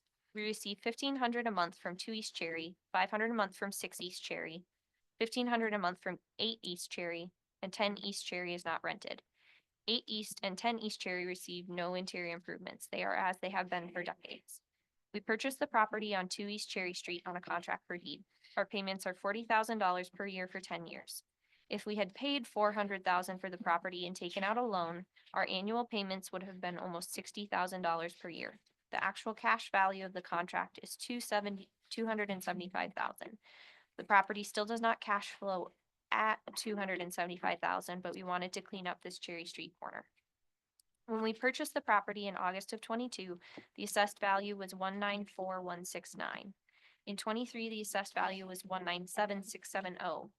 Then it escalated to $609,022 in 2024, and now it stands at $678,494 for 2025.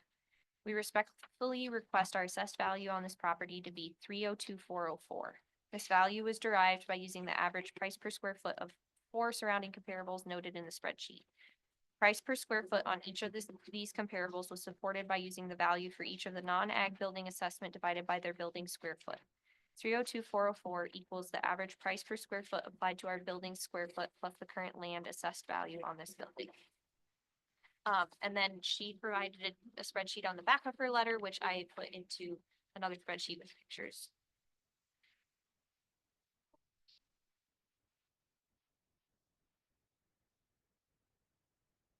As you can see, there's a range in values of these neighborhood shops. These are strip malls. The range is from 1991 a square foot up to 3733 a square foot. So at 4185 square foot, this one is high. If you turn the page, maybe keep a finger on that one, we might come back to that. You'll see we have our certificate of real estate value from the sale that was filled out. If you look at the second page, it says actual consideration exchanged 400,000. There was no adjusted price paid for real estate, indicating that the consideration was higher than the actual fair market value of the property. It was also not on the open market, so not an arm's length transaction. We got verification back from the seller, saying that they indicated it did reflect fair market value. So our office went with the assumption that somewhere around 400,000 was the value of the building, prior to remodeling. We did not receive,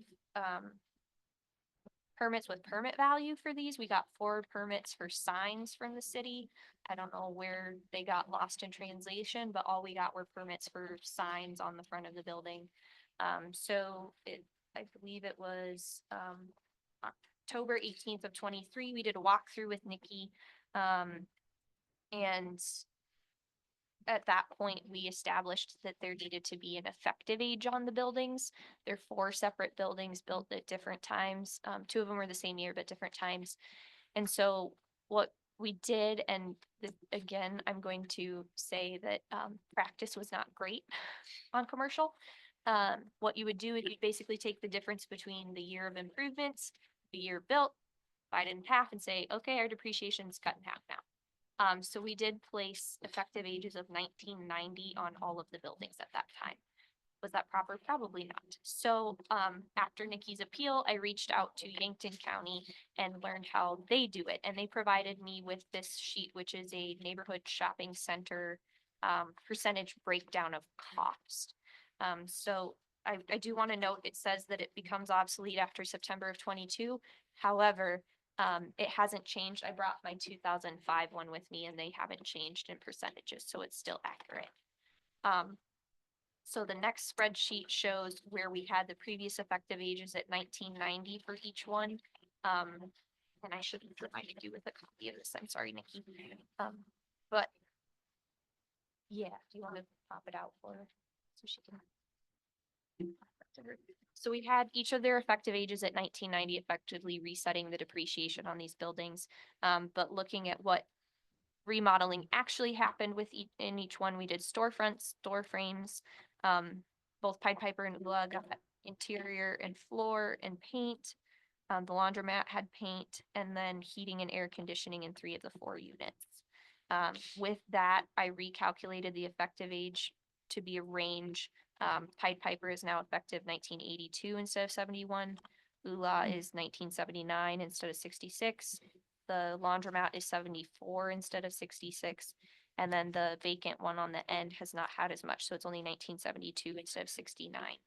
I left the paving as 2023 paving. It's brand new paving, so that's that. So what we assessed them at was 694,554, and with my recalculation, I'm suggesting that we assess it at 394,832. And I want to thank you for appealing because I learned how to do effective ages properly. And I apologize for last year. However, it was on discretionary, so you didn't pay full taxes on the full 600 last year. It was only on 20% of the increase. So I know it's not quite as low as you requested, but that's my suggestion.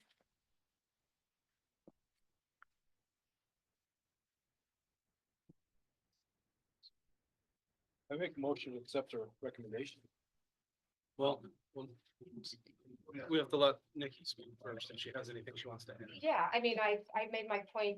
I mean, it's wonderful, of course. I mean, if that is what the board feels is fair and reasonable, we graciously accept that. I just want to make sure that the market is being followed and the difference between what things cost and what people pay for. Just, it changes. We're I also want to encourage you. I know you mentioned in your letter you missed the deadline last year. Don't wait for appeals. You can come talk to us in the summer. We could have figured out this effective age last summer and not had to worry about it.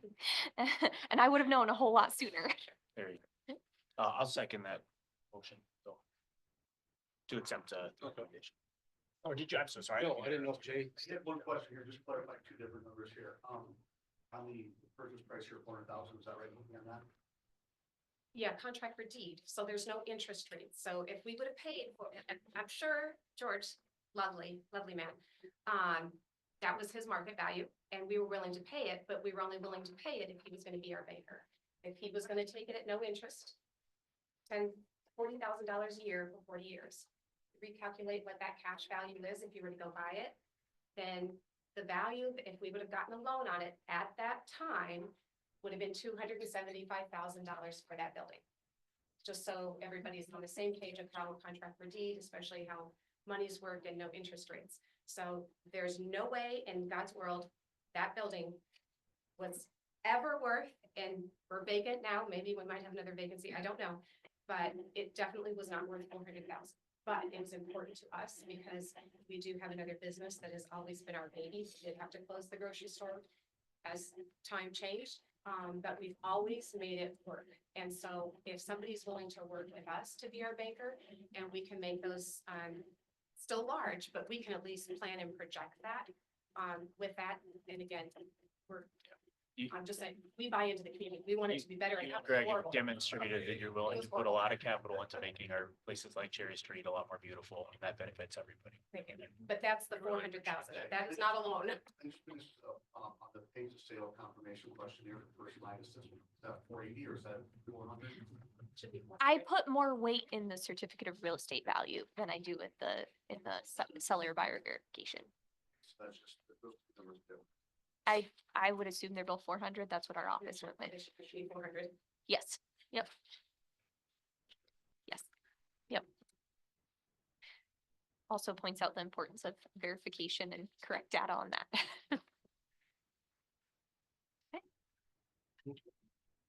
So I have a motion and a second. Any further discussion? Hearing none, all those in favor say aye. Aye. Pose same sign. Motion passes. Nikki, you. I'm gonna let you take this. Have the original. All right, recommendations. Oh. Okay, I have one and then you're up. Thanks for waiting. Deb Mays, this is a property, 323 Linden Avenue, had significant water damage. Is currently on the market for 150. We went and looked through it. We had full finish in the basement. Basement does not have full finish anymore. It's been gutted. So with that, and then there are a couple spaces in the upstairs that also need some attention. So we lowered the condition and removed an effective age that it had been remodeled in 2006 and had an effective age on it. We'd got rid of that because everything is pretty much original now that's left in there. So I'm recommending we value that at 118,117, and I have agreement from the property owner. Makes sense to me. I move that we approve that. Second. I have a motion and a second. Any further discussion? I'm gonna remove myself just from this one. I did look this place and thought about buying it, and I don't think that's a conflict, but just so there's no pickup appearance of conflict at all. Thank you. This is one of our quasi judicial proceedings, so we do have to be extra special careful, so thank you. Anything else? Hearing none, all those in favor say aye. Aye. Pose same sign. Motion passes. Thank you. Do you have anything you wanted to say, or do you want to just? Okay, Richard has been gracious to sit and wait. He reached out to our office because we had it, about, I think it was something like 300 square foot too large. We had it as 1-story frame over a lower level. The addition happened back in 2004 and it's been that way, but it, actually is open to below. So you walk into the house and there's a railing and it's all like a cathedral ceiling. So we visited his property and corrected that. I'm recommending that we drop the value to 308,922.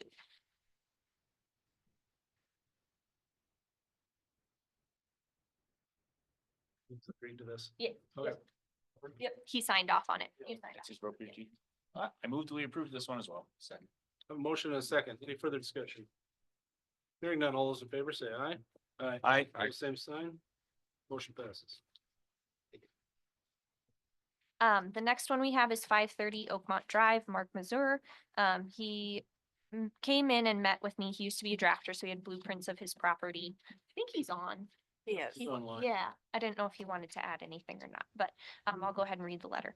After meeting with Linnea Olson, Director of Equalization at the Clay County Assessor's Office, we determined that the square footage of my finished basement and deck, remodeled in 2019, in the county's assessment system was incorrect. After correcting the square footage of my finished basement from 1190 to 907, new deck dimensions from 216 to 122, in the system, the worksheet Linnea saved showed a new assessed value of 496,424. I'd like to have the system updated to use these corrected values, thus lowering my assessed value from 512,243 to 496,424. Please do not hesitate to contact me, etc. And then after he was in and we did that, I did set up an appointment to go do through a walkthrough, just recommending value. Again, I'm more comfortable if I visit the property. So we went and did a walkthrough and I found that the upstairs, again, we had a wall that was too much. So we go to the nearest foot, and when you measure across the back and you have 6-inch, 8-inch, 6-inch, 8-inch, and then you add them all, you end up with too much square footage. So we corrected that and it ended up dropping it just a little bit further. So I'm recommending his new value is 481,547. I imagine he's okay with that since it's He lower signed than off the on amount it, he yes. requested, Yeah. so.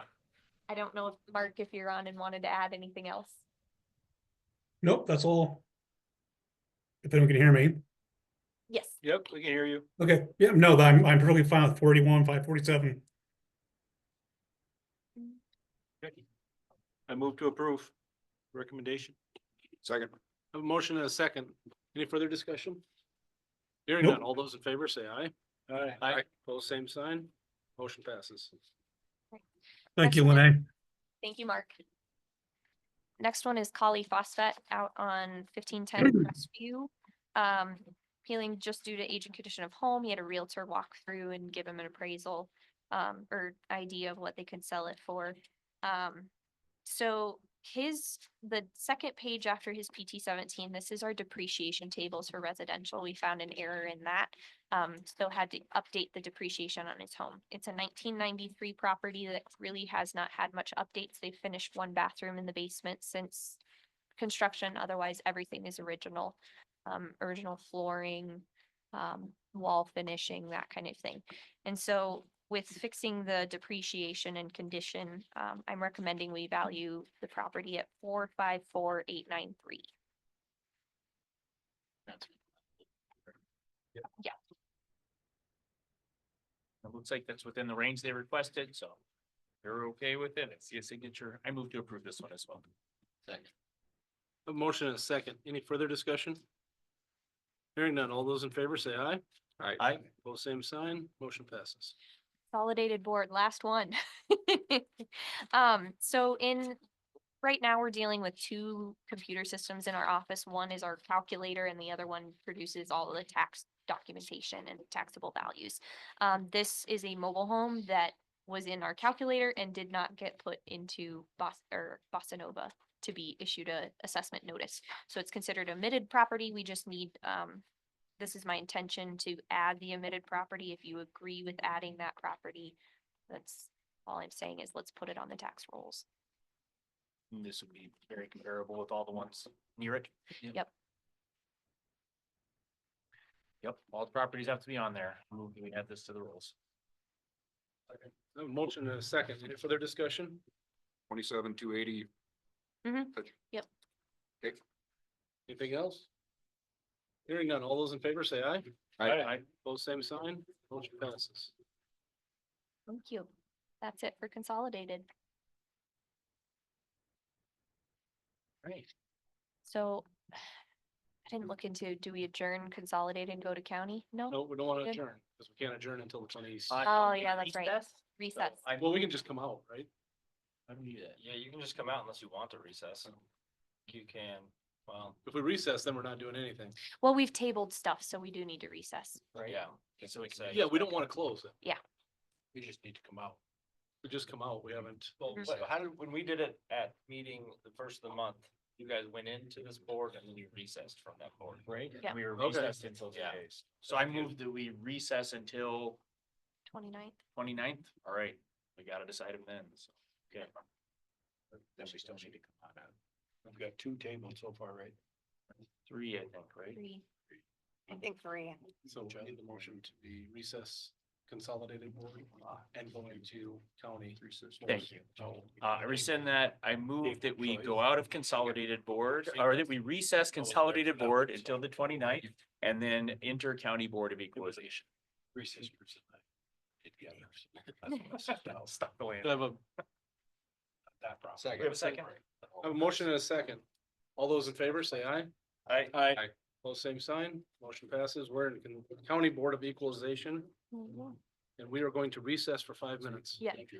I think we're gonna all think a lot more clearly. Thanks for coming, guys. Oh.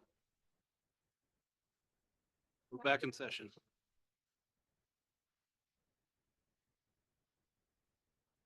All right. County board. So the first one here is Cody Lovejoy. He went to let me go back. Talked about how we increased or rescaled our small acreage land. So he was one of those rural small acreages that had a significant % increase. So he appealed to the local board. They ended up lowering his value from 206 down to I believe it was 145. And just if you flip to the second page, These are the comps they used at local board to arrive at that value. And when I put them into a spreadsheet, I saw that they are all between 87% and 97% of their market value over the last couple of years. Cody had just purchased in 22 for 220,000, so us finally being at 206 put him in market range, and they lowered him to 66% of his market value, which I do not determine being fair and equal. So for that reason, I'm appealing to you guys to override the local decision and bring it back to assessed value of 206,119. You explain that to me a little bit as far So as how. if you live within the taxing entity, you have to appeal to the local board before you can come to county board. Township. Mhm. Yep, and so the township board makes their decision of value. I look over it. If there's anything that's like this one kind of out of pocket, then I can bring it to the county board. I notified everyone. Cody came in and talked with me and understood kind of where we were coming from. I think going into these county, one big discussion is again that sort of blanket percentage increase versus a rescale where percentages are a little all over the place. Because we're establishing new base levels of value for different things. So this number represents what percentage of, His 66.03% of his Is what the paid township market. Is what the township recommended. yeah, I'm at the 206. It is 93.69%, and that sale was again in 22. It looks like the, And these are the comparables the township sent. Mhm. In full disclosure, this is my township. But they didn't use the two houses that sold within the last year that are within a mile of this property either. So I think the assessment that Linnea has is fair. It's a considerable dip compared to what the other comparables are, for sure. What I believe the way they went about it is they looked at these comparables and took a 4-year percent increase. So what was it 4 years ago? How much had it gone up over 4 years? They found the average and applied that percentage to Cody's property. When he purchased it, we had it valued somewhere like 77,000. It was way undervalued. And the previous owner had done work to the house. Tore down some detrimental outbuildings, that kind of thing. So when we reappraised the area, he found significant percentage increase because his property was undervalued. And then with the rescale of the land, percentages weren't equal across the board because we did a new value across the board. I moved to grant your appeal. Is that what we? I think it's accept the assessor's Accept recommendation again. the assessor's recommendation on this property. Second. I have a motion and a second. Any further discussion? Hearing none. All those in favor say aye. Aye. Pose same sign. Motion passes. We have another local appeal. This was up in Glenwood. They just, would like to grant this person ag status, and I didn't have an ag status application or productivity numbers. Can't just change abstract class without that. So, Joe Landines, the trustee of this trust, came in, filled out the paperwork, and I'm recommending that we do grant them ag status now that I have all the documentation I need. I move to approve that recommendation. Second. I have a motion and a second. Any further discussion? Hearing none. All those in favor say aye. Aye. Pose same sign. Motion passes. Next one, we've got Scott DeWitt on the Ponderosa 32179. Had some concerns about his assessment. We were kind of talking through it, and when I opened up the Archima system, found out that his very much detached garage was sketched in as an attached garage, which affects its cost per square foot and et cetera. So we went out, we did a walkthrough, also found we had basement finish in his unfinished basement. And so changed, kind of updated all that, got information correct. So I'm recommending we change his value to 295,739. I didn't get hit, he didn't sign off on this one, but he returned the PT 17 with that value. He was in agreement. I move to approve assessor's recommendation on this. Second. A motion and a second. Any further discussion? Hearing none. All those in favor say aye. Aye. Pose same sign. Motion passes. Farron. Lucky me. Good afternoon. Thanks everybody for taking the time. I am here to deal my personal residence located at 1900 Dawson Road. Do you have copies of what I submitted to? Got a letter in front of Vermillion us? Township? Yep. Okay. I will just jump in here. I didn't provide copies of the spreadsheets. Did you want them to have that? Because I can have Alfonso make those real quick. That would be some supporting information. Or, listen, you wanna go get those? Let's do these three. There you go.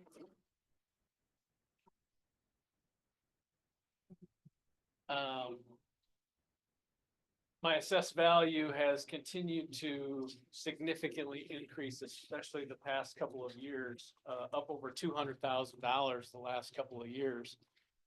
And I had reached out last year and kind of questioned Lene about some things in 20 years. I think it was 21. Went to the equalization board at that time because my property got put into a flood zone.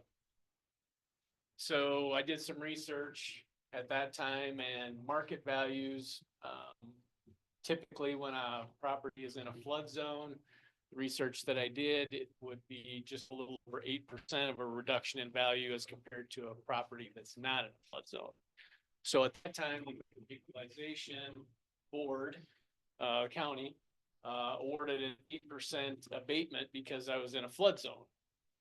And when you're in a flood zone, you have to carry flood insurance if you have a mortgage on the property, and it's not inexpensive. So when you're comparing properties, if you're a buyer, the one that doesn't have flood insurance, is not in a flood zone, is going to be more appealing for that factor alone. And then also, can it flood at some point in time?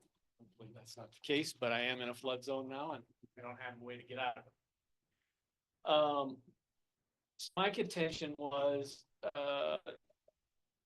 there's a spreadsheet, they didn't get any of the spreadsheet. No, sorry, that was in your township, but you didn't include it with your county, so I didn't know if you wanted them. Oh, okay. She's making copies. It's coming, I So promise. at that time, I felt that I was awarded 8%, that 8% gets applied each year. But I don't feel that that's been the case, that it's been applied each year. It was applied on a one-time thing. Well, the market goes up, goes down, stays the same. And if you're looking at that, the 8% reduction should follow the property each year because the property is going up in value, et cetera. If my property is always going to be typically lower than the market because it's in a flood zone, in theory. So that was one of my points of contention, and I kind of did a spreadsheet. If it had been that 8% reduction all through time on the land and the house, what the value would have been. And that's that value of. May I ask you a question, Baron? Sure. So the 8% calculation that you were at, so is that just looking broadly across comparable houses, a house located, the same exact house located in a floodplain is gonna be worth 8% less than comparable house located outside of the flood? Yeah, that's right? the research I did in a general sense, not specifically in Vermillion, South Dakota, but in general across. Thank you. Yes, you bet. So I was under the impression I would get that 8% break each year, but it was applied the first year and then not after that. And then the last couple of years, it's gone up significantly, like a couple 100,000. And I'm like, holy smokes, these increases are pretty crazy. And so then I started doing a little bit of research and I pulled out my appraisal because I had an appraisal done at the same time I went to the appeal. And so my house was appraised for $504,000 in 2020, so 5 years ago. And now we're at $756,000 as an appraised value. And if you take that 90% of market, we're at $840-some thousand, which seems quite high to me. I pulled out the comparable sales that were taken from a certified appraisal when I had my house appraised and used the comparables in there and just tracked them from 2022 to 2025 assessments. One went up 17 points, or one went up 17%, one went up 20%, and one went up 15.4%. And mine has went up not 25, not 35, not 45, but 50%. And so I understand need to be a taxpayer in the county, but it just seems to be getting out of hand here. Especially when I'm in a flood zone, these properties are located on bluffs and, I'm in a flood zone. And then I looked at some comparable properties being built out east of town. None of them are assessed remotely near mine. They're newer construction. They do have brick on the front. Similar type of square footage, those kind of things. And then lastly, Linnea provided me the comparables. And when I looked at those, there's one comparable in Clay County that sold for 800,000. That's it. And so one, it had a huge, nice wood barn on it, significantly worth more value than my metal shed. And the next highest, there was one at 700,000, and that's on the Missouri River. And then there's three between 602 and 624,000. And one of those had 12 acres and I had 4.7. So in my research, and have access to Beacon through my work, and, you know, I've been a banker in town for 22 years. I have a flavor for real estate values and financing them and those kind of things. And it just seemed to be getting to a point where mine was significantly higher than other properties of similar quality. I have a follow-up for each of you then with the 8%. So you figured that out and then you came in 2021 and talked to the assessor and the assessor said, yep, that makes sense. We'll reduce the value of your property by 8%. Is that? You came here? No, I Came came here, in front of the requested county. And this body. I think said- Travis might have been on Oh, God, yes. at that time. And that's, I wasn't involved in that or anything, but is that 8% of the house or 8% of the land? I thought it was 8% of the value, but Of everything? when I look Okay. back at the worksheet, it was just the house. It was, okay.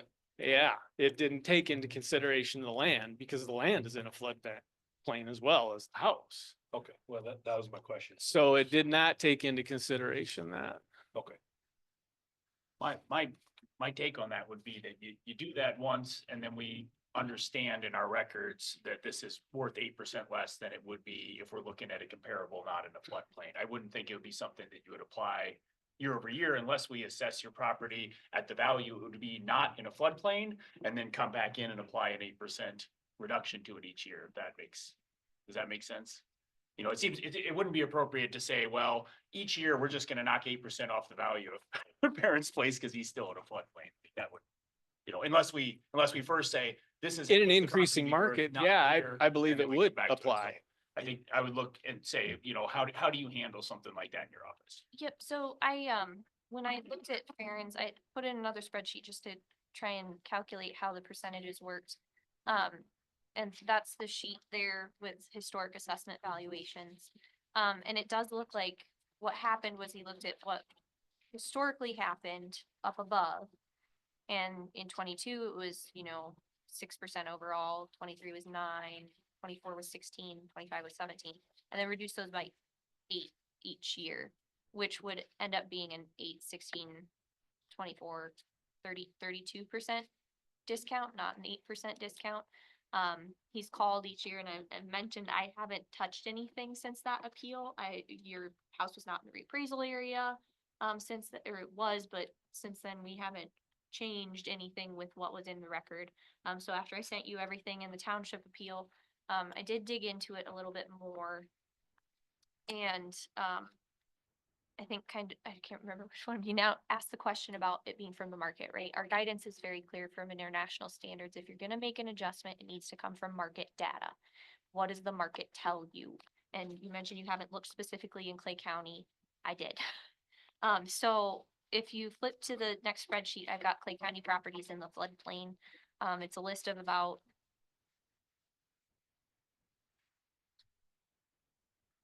I have 17 houses or less than that because 5 of them are outbuildings only. So 12 houses and then Walker's Place that are actually in flood hazard way.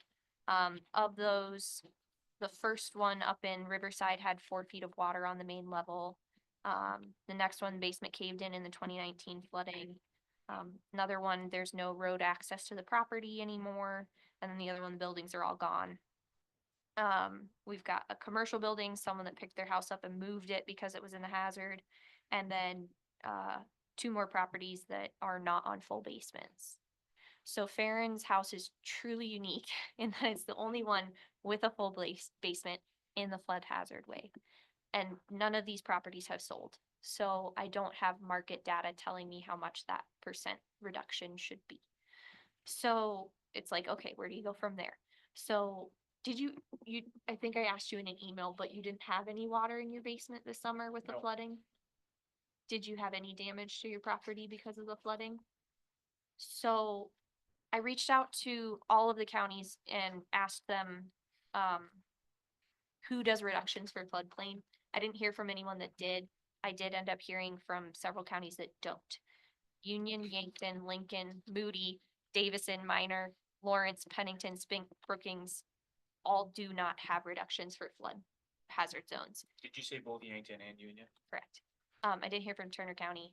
She's kind of busy, with her own, but Minnehaha does have a reduction only in Del Rapids. They've taken away all of their other reductions for flood hazard or floodway or floodplain. So all these other counties reached out to me and told me they do not do reductions for floodplain. Pennington will sometimes do it on unimproved property because nothing is grandfathered in and you can't build on it. But that's a case by case basis. So those are all the counties that reached out and said they don't do reduction. I'm like, okay, so let's go back to 2021. Let's go to that. And what I found was that what happened was we lowered the construction grade of the home. So we have grade scales. They say this many points are assigned to this many things for design, workmanship, quality of materials, like what are your countertops, cabinets made out of? Is it pre-made? Is it custom? Is it built in, etc. And we ended up going from 40 plus down to 40. It amounted to an 8% reduction. And that's what it's been at for the last 5 years. It wasn't put in as an 8% functional on house land, anything like that. It was just a reduction in construction grade, which amounted to 8% at the time. And does that reduction in construction grade, once that's been applied, then is that retained in the file and that's still being applied? Yes. Okay. So if you look at our comparables, I did include some comps. We had one house closer up by Beersford went for 820,000, detached garage, no attached garage. Is that Clay County? It's in Clay County. It's on 302nd Street, Red Roof Inn. I couldn't find it. Yeah, that one went for 820,000. I included one from Rockwell Trail just because I think that was one that was in your appraisal in the past. And then we've got 31268 University, which is the one with the barn, and that one went for 800,000. And I've got a few other sales in there, but overall, looking at our sale price per square foot, it's a range of 287.79 up to 370,000 a square foot in Bliss Point. So that's kind of its own thing. So our median sale price per square foot was 302.68, and at the current lower grade, your assessed value is 289.30 and 38 cents per square foot, which is about a 4.5% lower price per square foot than the median, not the top, just the median of comparable sales.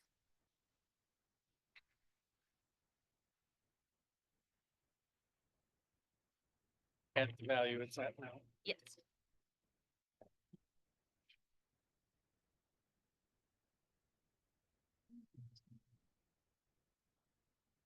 So in talking with Pennington County, since they were the ones that did case by case, I asked him what he did and he gave me a way of doing it with a capitalization, which you don't really have a cap rate for a single family dwelling. We might be able to derive that from our market, but that would be pretty extensive in asking rental rates from all of our single family dwellings that are rented. Another option he said is what we could do is return it to its original construction grade. And I think I mentioned in the email, I have a hard time playing with that stuff if I don't see the property. I've never been in your house. I don't know if anyone from our office has done a walkthrough. I offered in the email to do a walkthrough and didn't hear back from you. So if that's something you want us to do, I'd be happy to, and then we could use our grade scale. But he said that what you could do is you could return it to the original construction grade and then remove your cost to cure.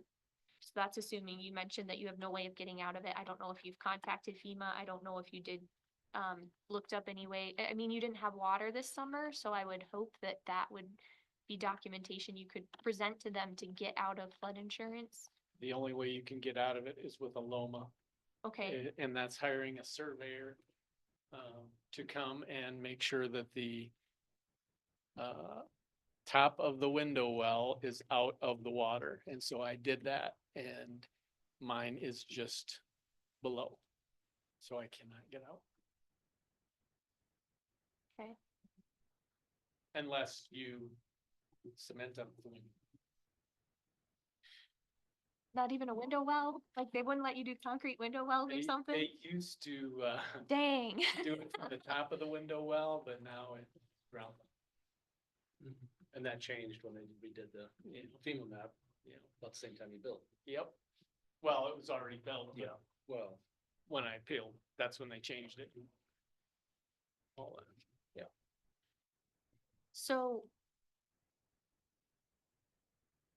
I kind of feel like that cost to cure is our best way to go, but we need to remain. So would the market reduction in cost be equivalent to the amount that you pay in flood insurance? I was just thinking, would that Yeah. backfire? Yeah, I don't know. well, I think if you're up to the walkthrough with our office, I think that's where we gotta start, right? And get all the information first. Cause otherwise we just kinda, I mean, as long as there's not pictures posted. We you don't know, take inside pictures. Okay, We do not. that take was inside my pictures. concern. I didn't ask No, it, we do but not I do mean. that. I work in a bank and security reasons, that's one of the things We've, shouldn't have any more than what's on there, right? yeah, okay. And that was, I didn't ask that specific question, no, but we do not take inside pictures. I didn't want that plastered on there. That sounds like a good next step if you guys are both amenable to it. So I'd move that we table this until the 29th, to give you time to take a walk through and see where we're at. Does that sound amenable to everybody? I'll second that.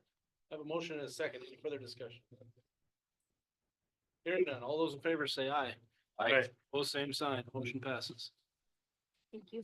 Thank you. Alfonso has our schedule back in the office if you wanted to stop on your way, unless you wanted to sit and listen to the rest. Up No, to you. you're good. Take me with you. Thank you. Hey, let me ask a very quick question. The comparables you had were all like on the floodplain? No, so the first spreadsheet is the houses that are in the floodplain. We have had no sales in the floodplain. Oh, the one back. I was gonna say the one at University. Yeah, no, Union County had one sale of one house in the floodplain. It sold for 75,000 and then immediately had 4 feet of water this summer. So they've had to go in and gut it. And that I did not feel is a comparable sale. The other thing is the guidance from standards is you can go 20 air miles. And so then we'd be looking at, is there anything within 20 air miles of his property that is also in floodplain that has also sold? I had one in Sioux Falls that was in the 2% chance and it was 1.2 million, most comparable. So again, you're by Sioux Falls.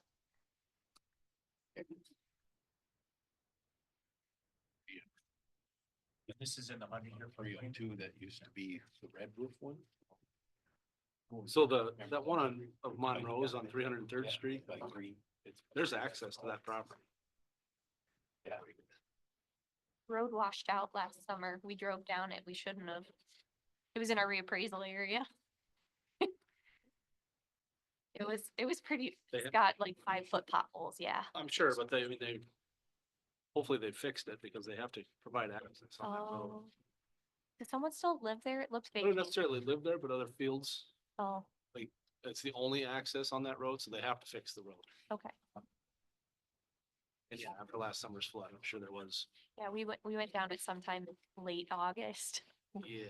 Probably shouldn't have. We made it, got our picture. Reappraisal. All right, Mark, if you're ready. You guys are gonna ask us for an ATV next year, aren't you? Get that going. Yes. We'll buy them new shoes. Hello, my wife was gonna get here first, and she's going to put all this together. If you'd like this to wait a few minutes. You've got others we can consider, so, There's- yeah, That's fine. that's Yeah. fine. Yeah, I think I will, Oh. cause she knows more about it. than- Okay. If you're willing, Yeah. we'll jump ahead. I know you're having a lot of fun back there, so. Right. Yeah. Our next one is Brian Rupp, and he's been waiting on He's on. Zoom, so. Yep, I'm here. Can you hear me? Yes. Brian, did you have something you'd like to share? Do you want me to just read your PT 17 and jump in? Yeah, you could just read it. Okay. So Brian is at 46958 Prairie View Drive. He said, my assessed property value has gone up over 90% in 5 years. Zillow shows my estimate to be 310,000. I think that is pretty accurate. If my value keeps going up 15 to 20% every year, at some point I won't be able to afford to keep my house. The assessed value increases are not sustainable.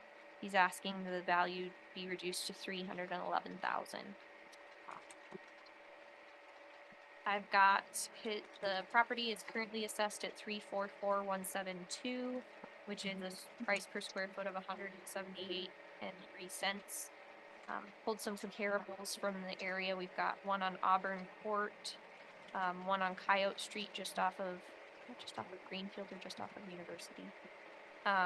One on Highway 50, which I understand is different access. However, based on the sale of this one and its comparables, I would say that it's slight detriment, and it has a shared driveway with a commercial property.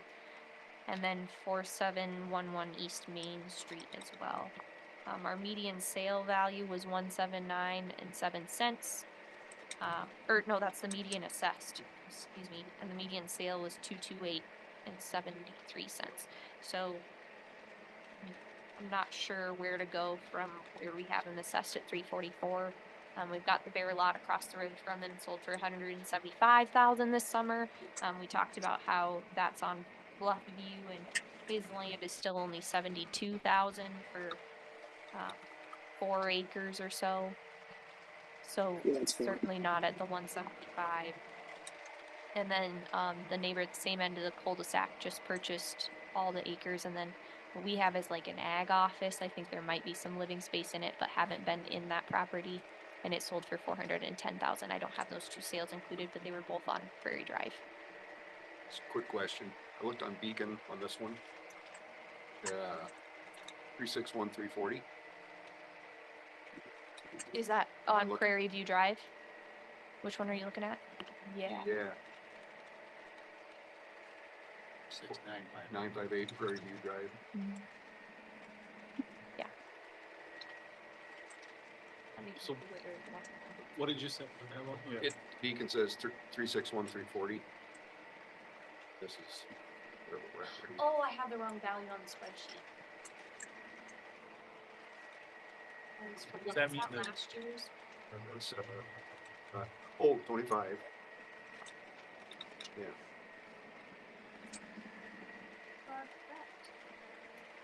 I don't know where I got that number from.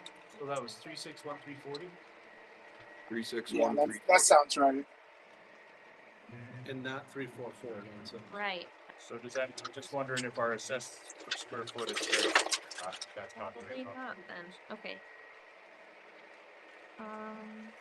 That's looking like, Let me redo the.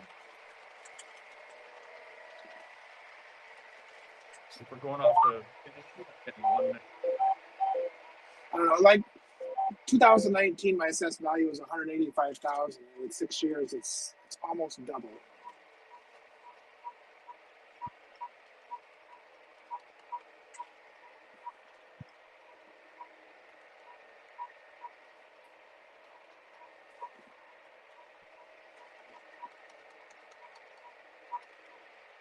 Also, land on this place. Yeah, everything else is 283, 142 on residents. All right, so you're right. My numbers were off. I have it currently at 189.52 per square foot. Looking out, Glenn. Thank you. I made my own cheat sheet. Thank you.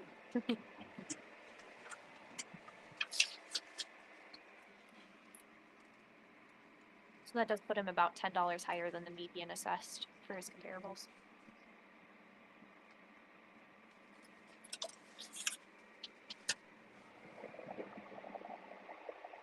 He compiled the comparables? Or you? No, I did.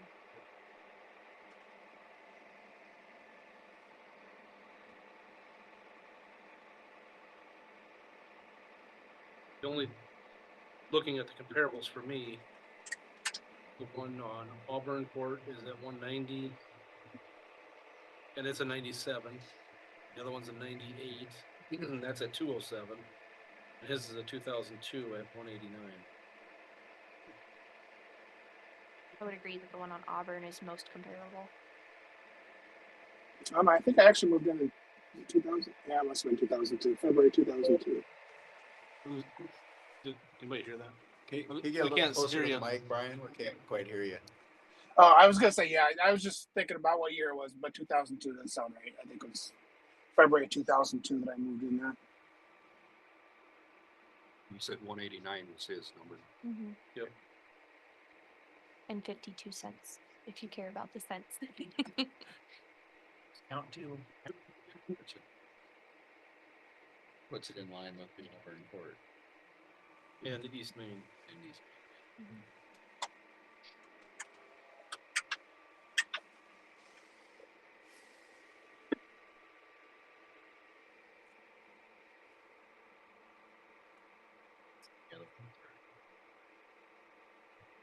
Six.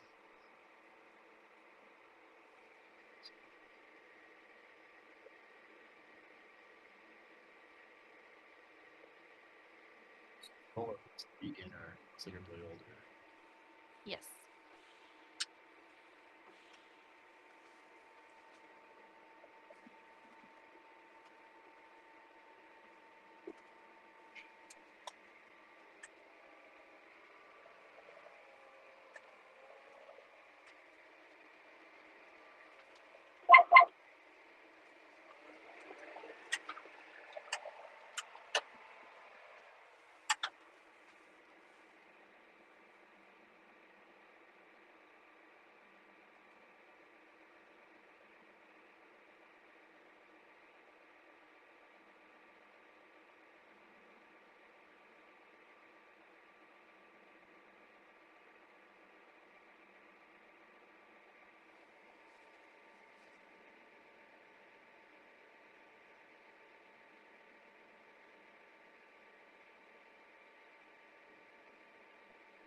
I don't know if anyone has questions. I guess my recommendation is to leave it as assessed. I think it's in line with the comparables, but if you feel otherwise. It is. Yeah.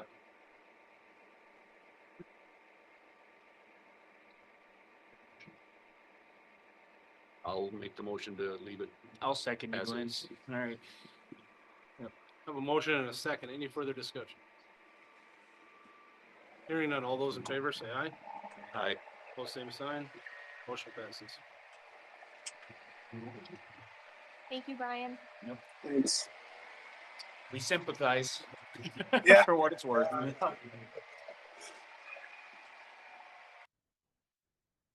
Six, seven.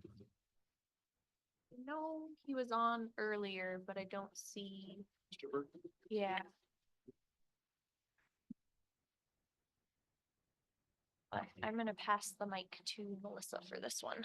Save the best for last, actually. Great spot.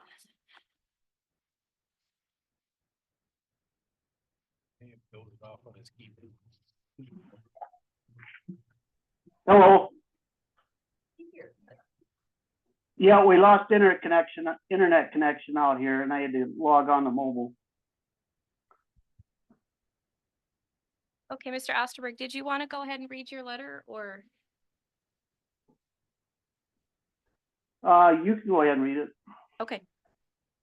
Dear Linnea, I'm writing to appeal the very high property evaluation of 226% increase scheduled for 2025 on the address of my home at 31423 462nd Avenue. Vermillion, South Dakota. The matter was brought to the Spirit Mound Township, and the clerk referred me to your office. I took your suggestion to compare the Clay County Beacon reports for several properties in the area, including my own. I included some of these with the math figures for comparison. This shows that my proposed tax burden for my home at 31423 462nd Street has been raised extensively and unfairly since its purchase. I purchased the property in June of 2020. At the time of the building, and the land assessed value was $77,196. The house had been on the market and set unsold. The building layout of this property was originally set up as one of the property with the landowner building a home for his hired help and their family. There are two closely neighboring houses. The land was then oddly divided and both properties set unsold for years. The tax burden for the divided property is too high.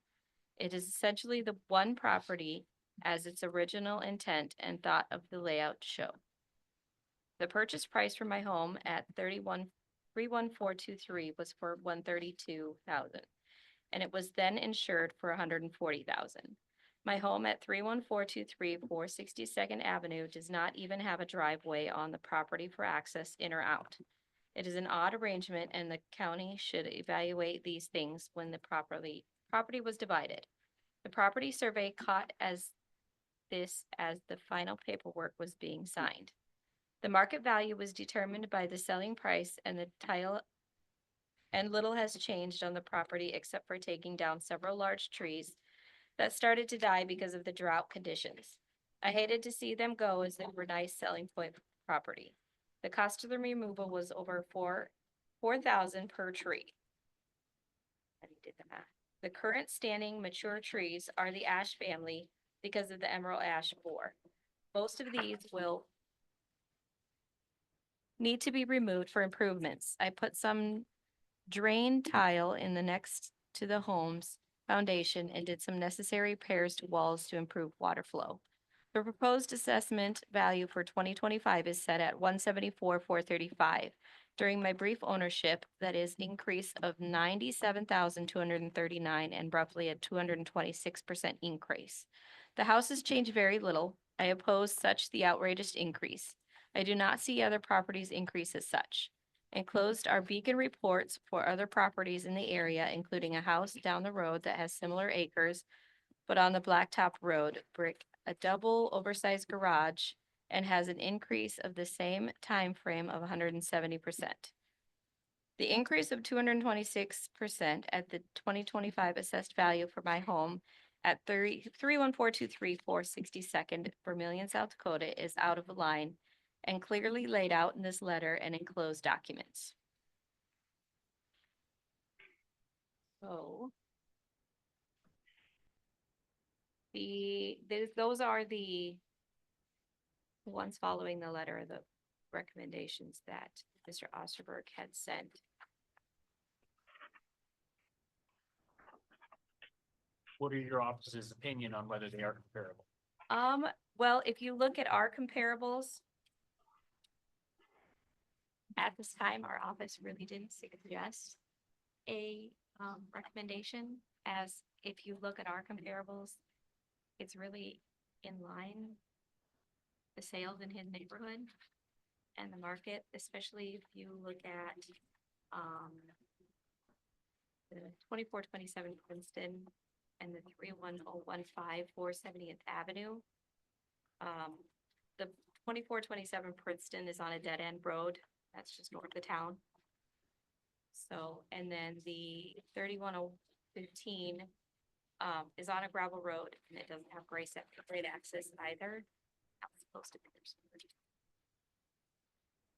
So this is the one he sent in as comparable? Yeah, I believe that the beacon pages are his. The beacon pages are the ones that sent in, yeah. And then we've got the spreadsheet. And then we have our comps, and then the sales, actually, if you look at that sheet. Properties there. The first sheet was with comparables in our format.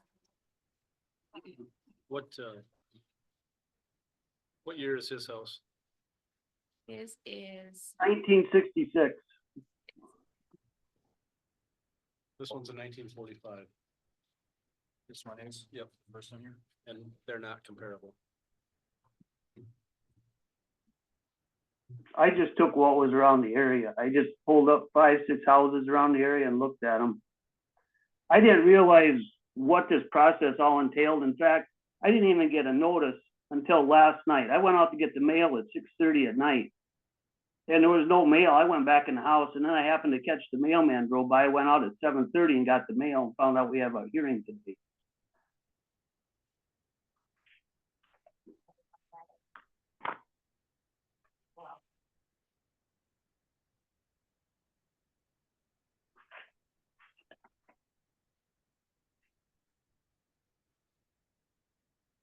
My numbers are the third. So we've got, so we've got 3 pages with The like third. color pictures at the top and a spreadsheet. And so the third The one third one. provided by your office. Yeah. The first one is his suggestions put into our format. Yep. And the second one, Is the neighborhood, and The then the neighborhood. sales is the third one. okay.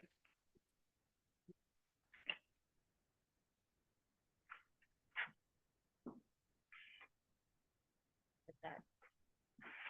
24, 27, 31, 15.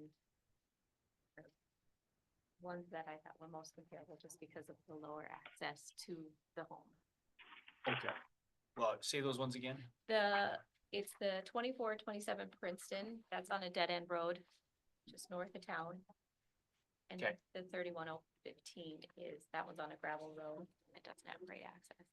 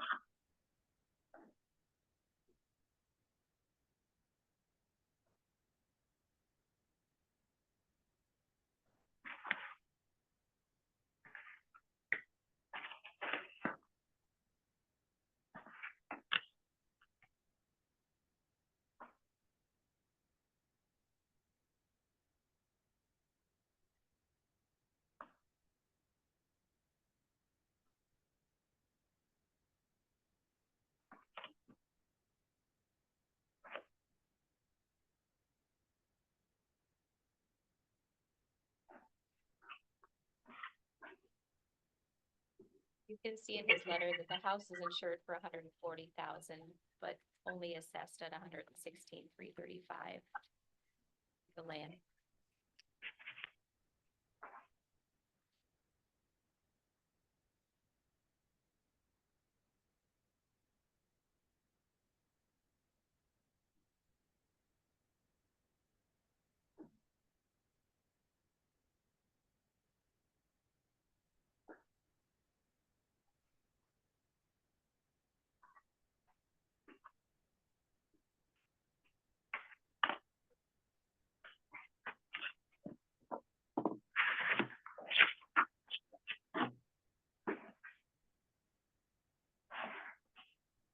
I see in this comparable one that you guys have, the shared driveway, does that affect anything? Considering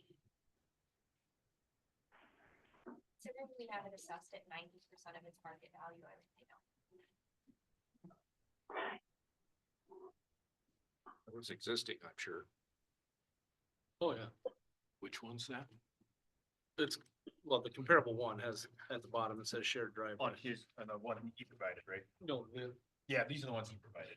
I thought these were all. His house is a shared. His has a shared driveway too. That's what I was wondering. Cause I see where, Does it help if you know whose houses these are? These are the, So on his comparables, it's Kathy Manning. And the next one's Johnson on LaFrue. And the Oh, third one yes, is yeah. Chris Brodsky's, which in talking with him, we have it in 1916. It was not built in 1916. I don't have a year built on it though. Yeah, it Earlier. was in a 1960 house. I can tell from this tiny picture. Yeah. It's earlier than that. Yeah.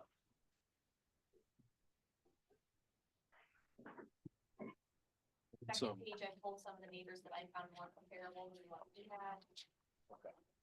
We've got- And then the third one. This was his, yeah, so that's ones that, they.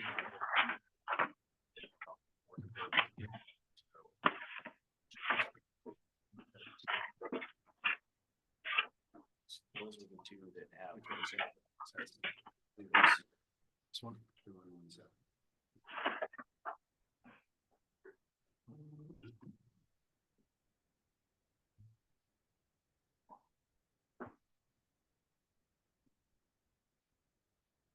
Right in the curb.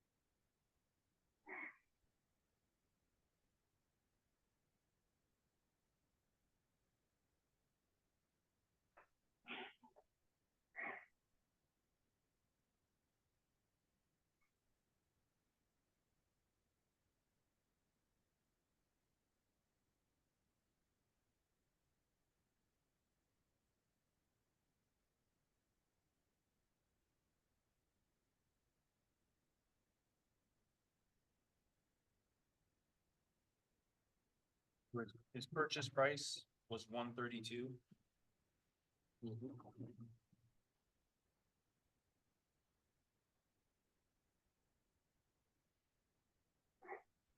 So I'm showing, is that 32% from then to now is what I'm showing?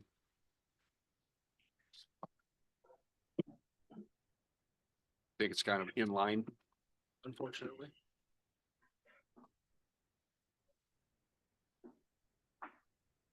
His investment is worth more than he paid for it, so there's a way to. If you figure 5 years, that's only. I think he- 6%. I think what he's saying is when he bought it, it was only assessed at 77,000, but that shouldn't. But that play was well factor. below where maybe it should Yeah, have. it been was assessed. under assessed at Right. that point. Yep, So yep.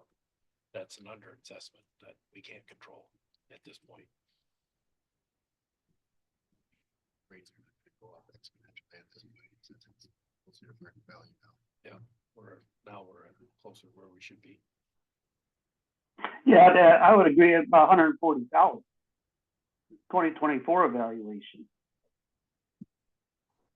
I mean, this is a unique property here. You've got two of them. One house is built for a hired man and the owner lived in the other one. The hired man doesn't even have a driveway. That's where we live.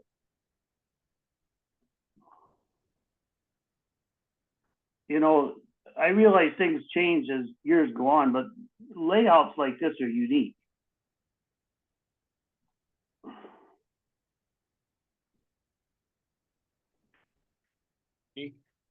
Unique layouts don't really change values though.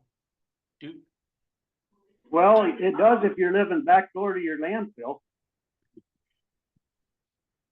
I mean, The neighborhood comparables we pulled are all also close to landfill, 1945 to 1972 homes. well, I'll agree. I'll agree with that. You know, when I pulled these up, I was just trying to pull up neighboring properties. Kurt lives down the road. You know, I didn't evaluate the years. So again, I didn't realize what this process all entailed. And I didn't even get the notice until last night, till about 7:30 when I noticed the mailman went by. I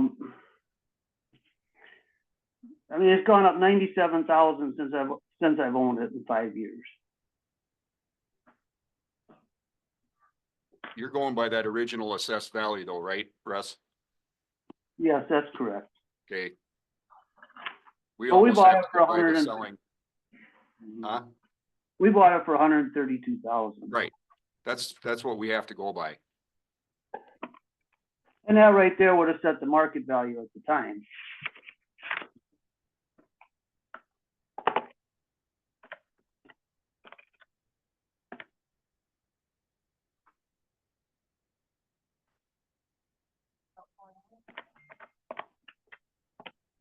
Those are always good things for people to ask themselves. Yep.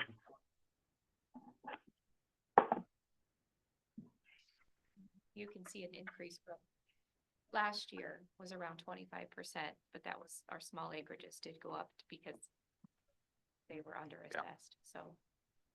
I'm afraid I'll just have to make a motion that we accept the current assessment. I'll support you with the second. Yeah. Nope, I have a motion and a second. Any further discussion? Hearing none, all those in favor say aye. Aye. Aye. Opposed, same sign. Motion passes. Thanks, Russ.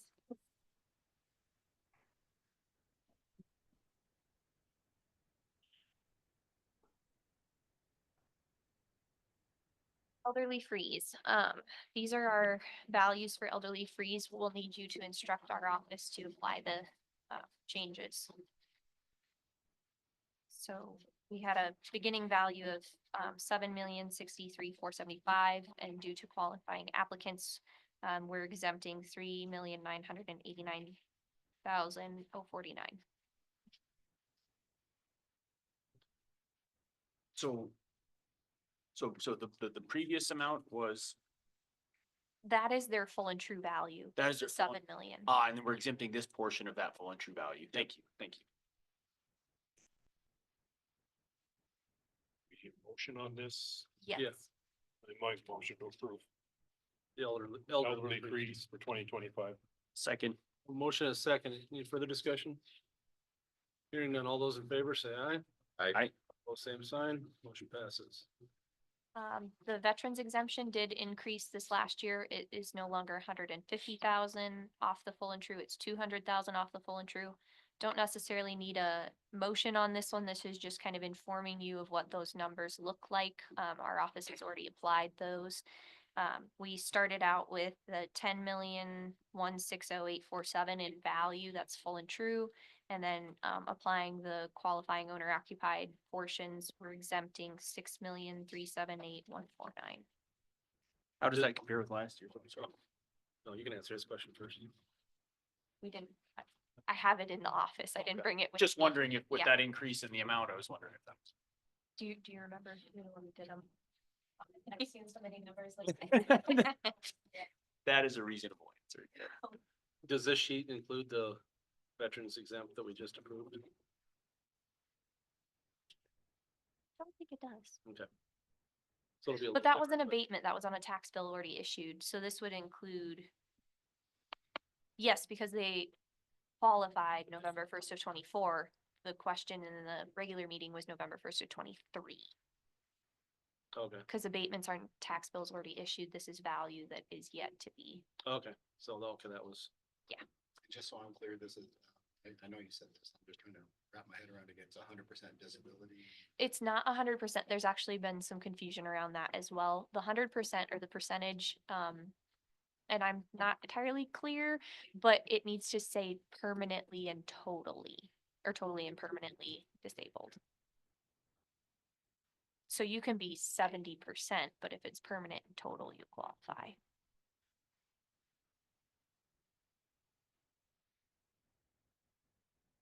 Okay.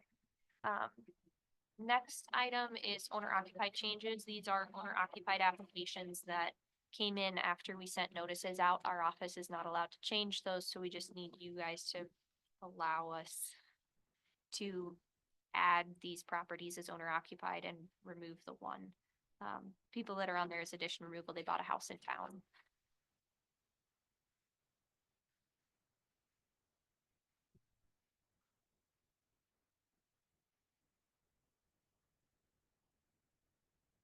and everyone had filed everything in a timely manner on this and everything, and this is the status as of November 1st. So the deadline is March 15th. Okay. But we send notices out postmarked March 1st. As soon as we send notices to the printer, we are no longer allowed to make changes. Has to go through board. Gotcha. So these are applications between, Just in that little window. Yep. I move to approve these, owner occupied changes. Second. I have a motion and a second. Any further discussion? I just have one on, it's the same address, but it's on here twice on the living trust. How does that work? additional, so owner occupied applies to contiguous property. So you'll see there's actually two on there Okay, where they have their house on land and they have additional land that's a second parcel, but it is contiguous. okay. So the owner occupied qualifies on both. Any further discussion? Hearing none, all those in favor say aye. Aye. All same sign, motion passes. The next, I've got our 4 new applications for tax exempt status. I don't know if it matters if you do them one at a time or all at once. We can do them all. Okay, so the first one is Boys and Girls Club. They purchased Boston School. After looking into it, I recommend that they're 100% exempt. Goodwill of Great Plains, they are a charitable organization. All of their proceeds go back to the community or job training, different philanthropic work. So after investigating that one as well, I also recommend 100%.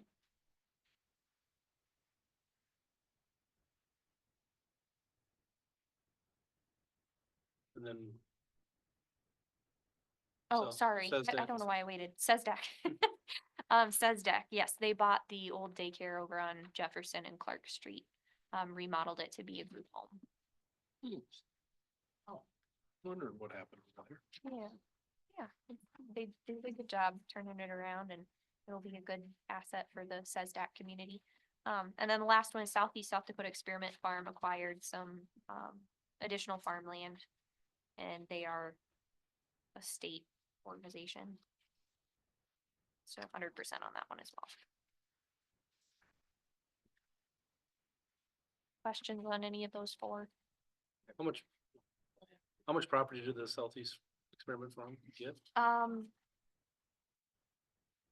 think it was it? Close to 160? I was gonna say it must have been a full quarter.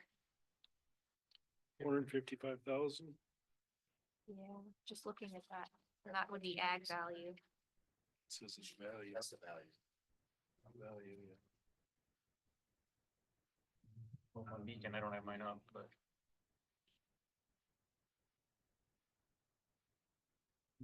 Yeah, it's the southeast quarter except Southeast for a quarter, yep.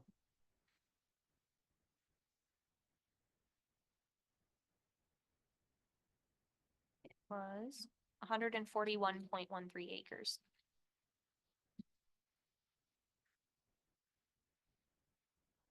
Use yourself, you love those jacks so much. No, I'm actually mad at him on this one. Oh. It's all the tax rules. Yeah, It just bothers me. So, well, we've got those 4, so entertain a motion. I move to approve all the tax exempt that laid out. Second. A motion and a second, any further discussion? Hearing none, all those in favor say aye. Aye. Both same sign, motion passes. and then I've provided the exempt list, and I can't remember what you do with these every year. We just look at them. Just look at them. All right, that's the last. So I have in last year's minutes, I have a motion to approve the tax exempt list. Okay, we can do it. So I did color code it. The yellow are the ones we receive continuing from every year. Green are our new applications. They didn't need to apply because they're constitutionally exempt, but the city of Irene did purchase some ground that they put the new water tower on. That's now exempt as well. And then everything in blue is Clay County owned, which we kind of combed through last couple of years, so.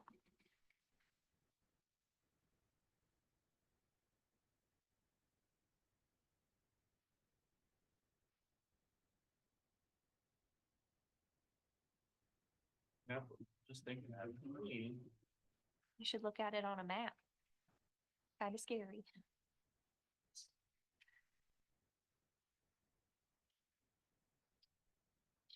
Tax of religion and education.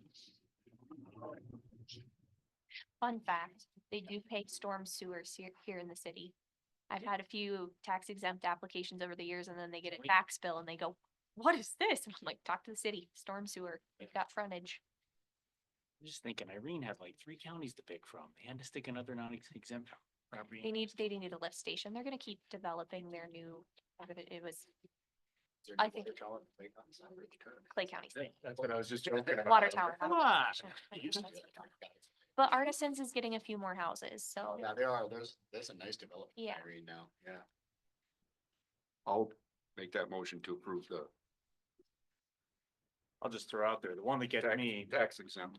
I'll second it. is the exemption on the ground underneath like Chick-fil-A and all those for-profit restaurants that are over in the Buck Commons that are competing with our local restaurants that are paying their property taxes. That one bugs me a little bit, so. Yep. Trying to figure out where this one that the county owns, this triangular piece it is, Wakanda. in Wakanda. It's where that road take, Slide you know what I'm Street? talking about? It's got the sign on it. Oh, Ohio. right by the. As you're coming in on nursing home. 450. By the Yeah. nursing home, yeah. It's like no man's land Yeah. thing. Pretty sure that's the one I'm thinking of. You and I looked at it once, I think that's right.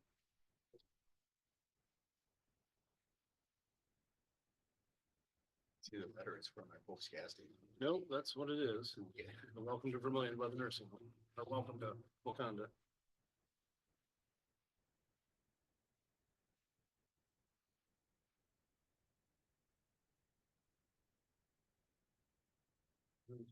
So did we had a second? Yeah. Yeah. Second. Motion is second. Did we? Sorry. We haven't voted yet. So, no further discussion. All those in favor say aye.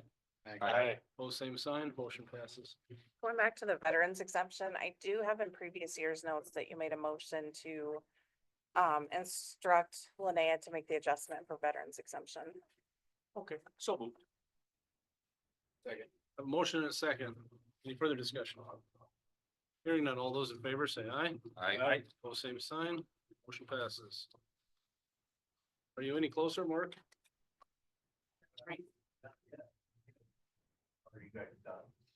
You're the last thing we have. You know, the other option is we are gonna have one more meeting, you know, if you really prefer, if we table it till then, we could.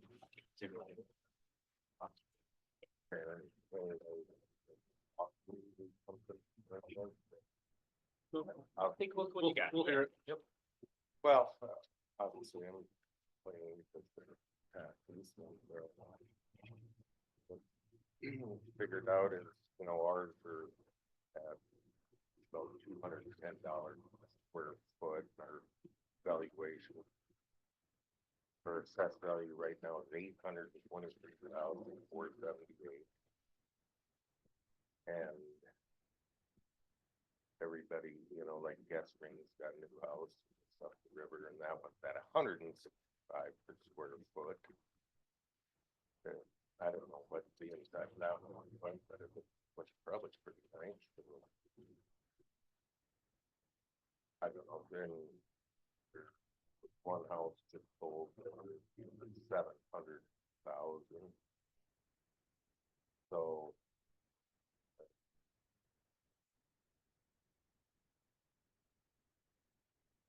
They overpriced assessment. So what we've got in the packet here, just to make sure we're.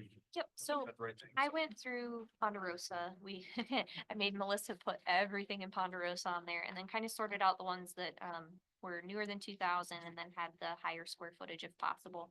The first page of Ponderosa, I would say these are kind of our like most comparable would be High Rigs and then Anderson's, which sold about kind of the same frontage and whatnot. Anderson's is quite a bit smaller though, nearly 2,000 square feet smaller.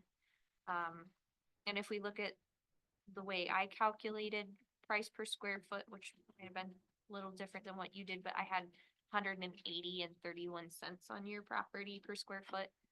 High Rigs is 185, Anderson's was 193, and it sold for 315.51 a square foot. We've got Nettleton's is assessed at 190 a square foot, sold 2 years ago for 181 a square foot. Palmer Trust, I'm not sure what with that one, it's assessed at 291 a square foot and sold for 232, but they have put up a new garage and that kind of thing and increased their assessment above what they paid. And then on the next page, we've got a couple more sales. Most of them are old sales, and then one is currently listed. But between those two pages, our median assessment per square foot was 224.28. And our median sale per square foot was 292.18.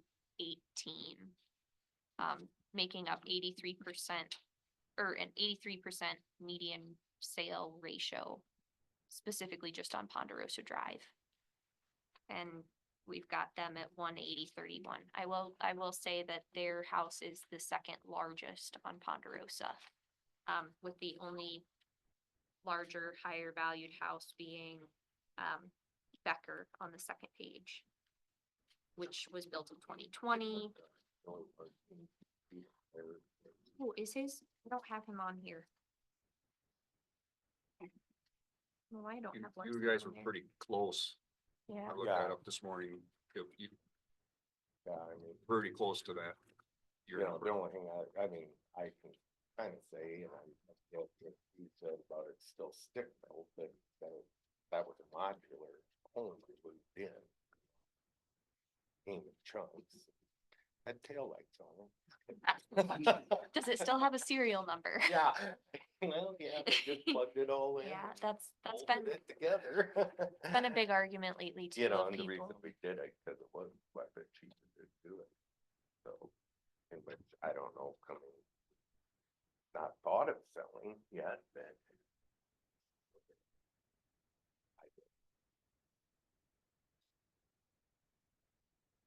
Just from the interior of it, because the only thing that splurged on that you wanted was a granite countertop in the kitchen.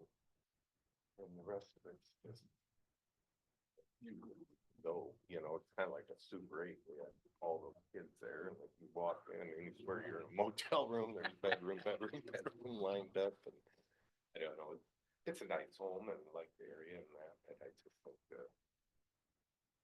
know. When and- was last, oh, I just was wondering, when was the last time your office had a chance to go through? 2021. I pulled those notes. It said that Laura was in there and I could have swore I was, cause it mentioned the mother-in-law suite. And I feel like I remember being there cause it's above the garage, right? No, it's. Or is there a it's portion hooked above the on the garage? one end of the garage, my dad actually. did. So maybe it was just Laura that was in there. I could have swore I was with her, but the notes said only had her initials on it. Yeah, and just kind of looking at your appeal, it did say if the assessed value is 85% of market value, 700 would be realistic. So if you take 700,000 and divide it by 0.85, you get 823, which is where I'm assessed. Well, the 823 is 100 resale value. I am supposed to assess at market. And then But you're taxed at Where, 85. yeah, that there's been anything. over that. We had $120,000 house up by Beersford, or 820. Did I say 120? 820. Did it have? Detached garage, 4-bed, 2-bath. Oil Road, but 302nd Street. And, yeah, Just get where. I guess I hear your concern, Yeah. but what's concerning to me is looking at the fact that Anderson's went for 315 a square foot. And I've got everyone down between 180 and 240.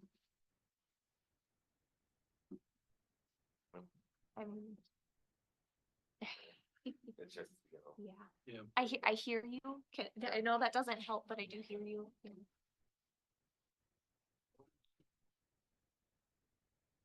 It's get out of here, so. But yeah, I mean, if they do an awful lot. They did.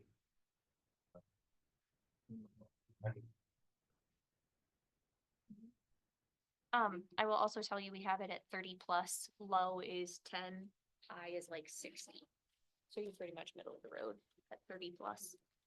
meaning if you walk through and it's the same building, even if it's in a bit not in great repair or something like that, it's not gonna reduce the value a lot, is that? We could always look at our grade scale, which looks at square footage, workmanship and that kind of stuff. I mean, if you wanted us to walk through it, we can.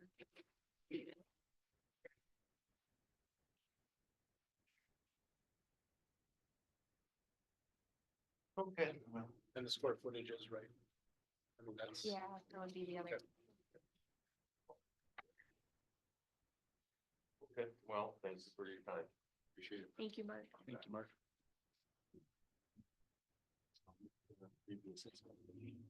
As is. Second, I have a motion and a second. Any further discussion? Hearing none, all those in favor say aye.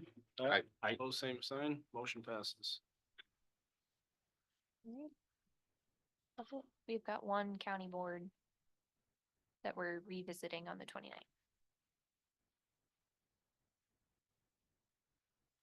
Yep. Forty. Yep. Am I missing one? Or is it just Aaron? No, just open that one and then three on the consent agenda. So I- So we need to recess. The county equalization board. We'll go back into regular session. Okay, I move that we recess the the county equalization board almost, until, the 29th. Have a motion and a second. All those in favor say aye. Aye. Both same sign. We're in regular session. Now I'll entertain a motion to adjourn. So moved. Second. Have a motion and a second. All those in favor say aye. Aye. Both same sign. We're adjourned. Thank you. Got it. 45 minutes. See you soon.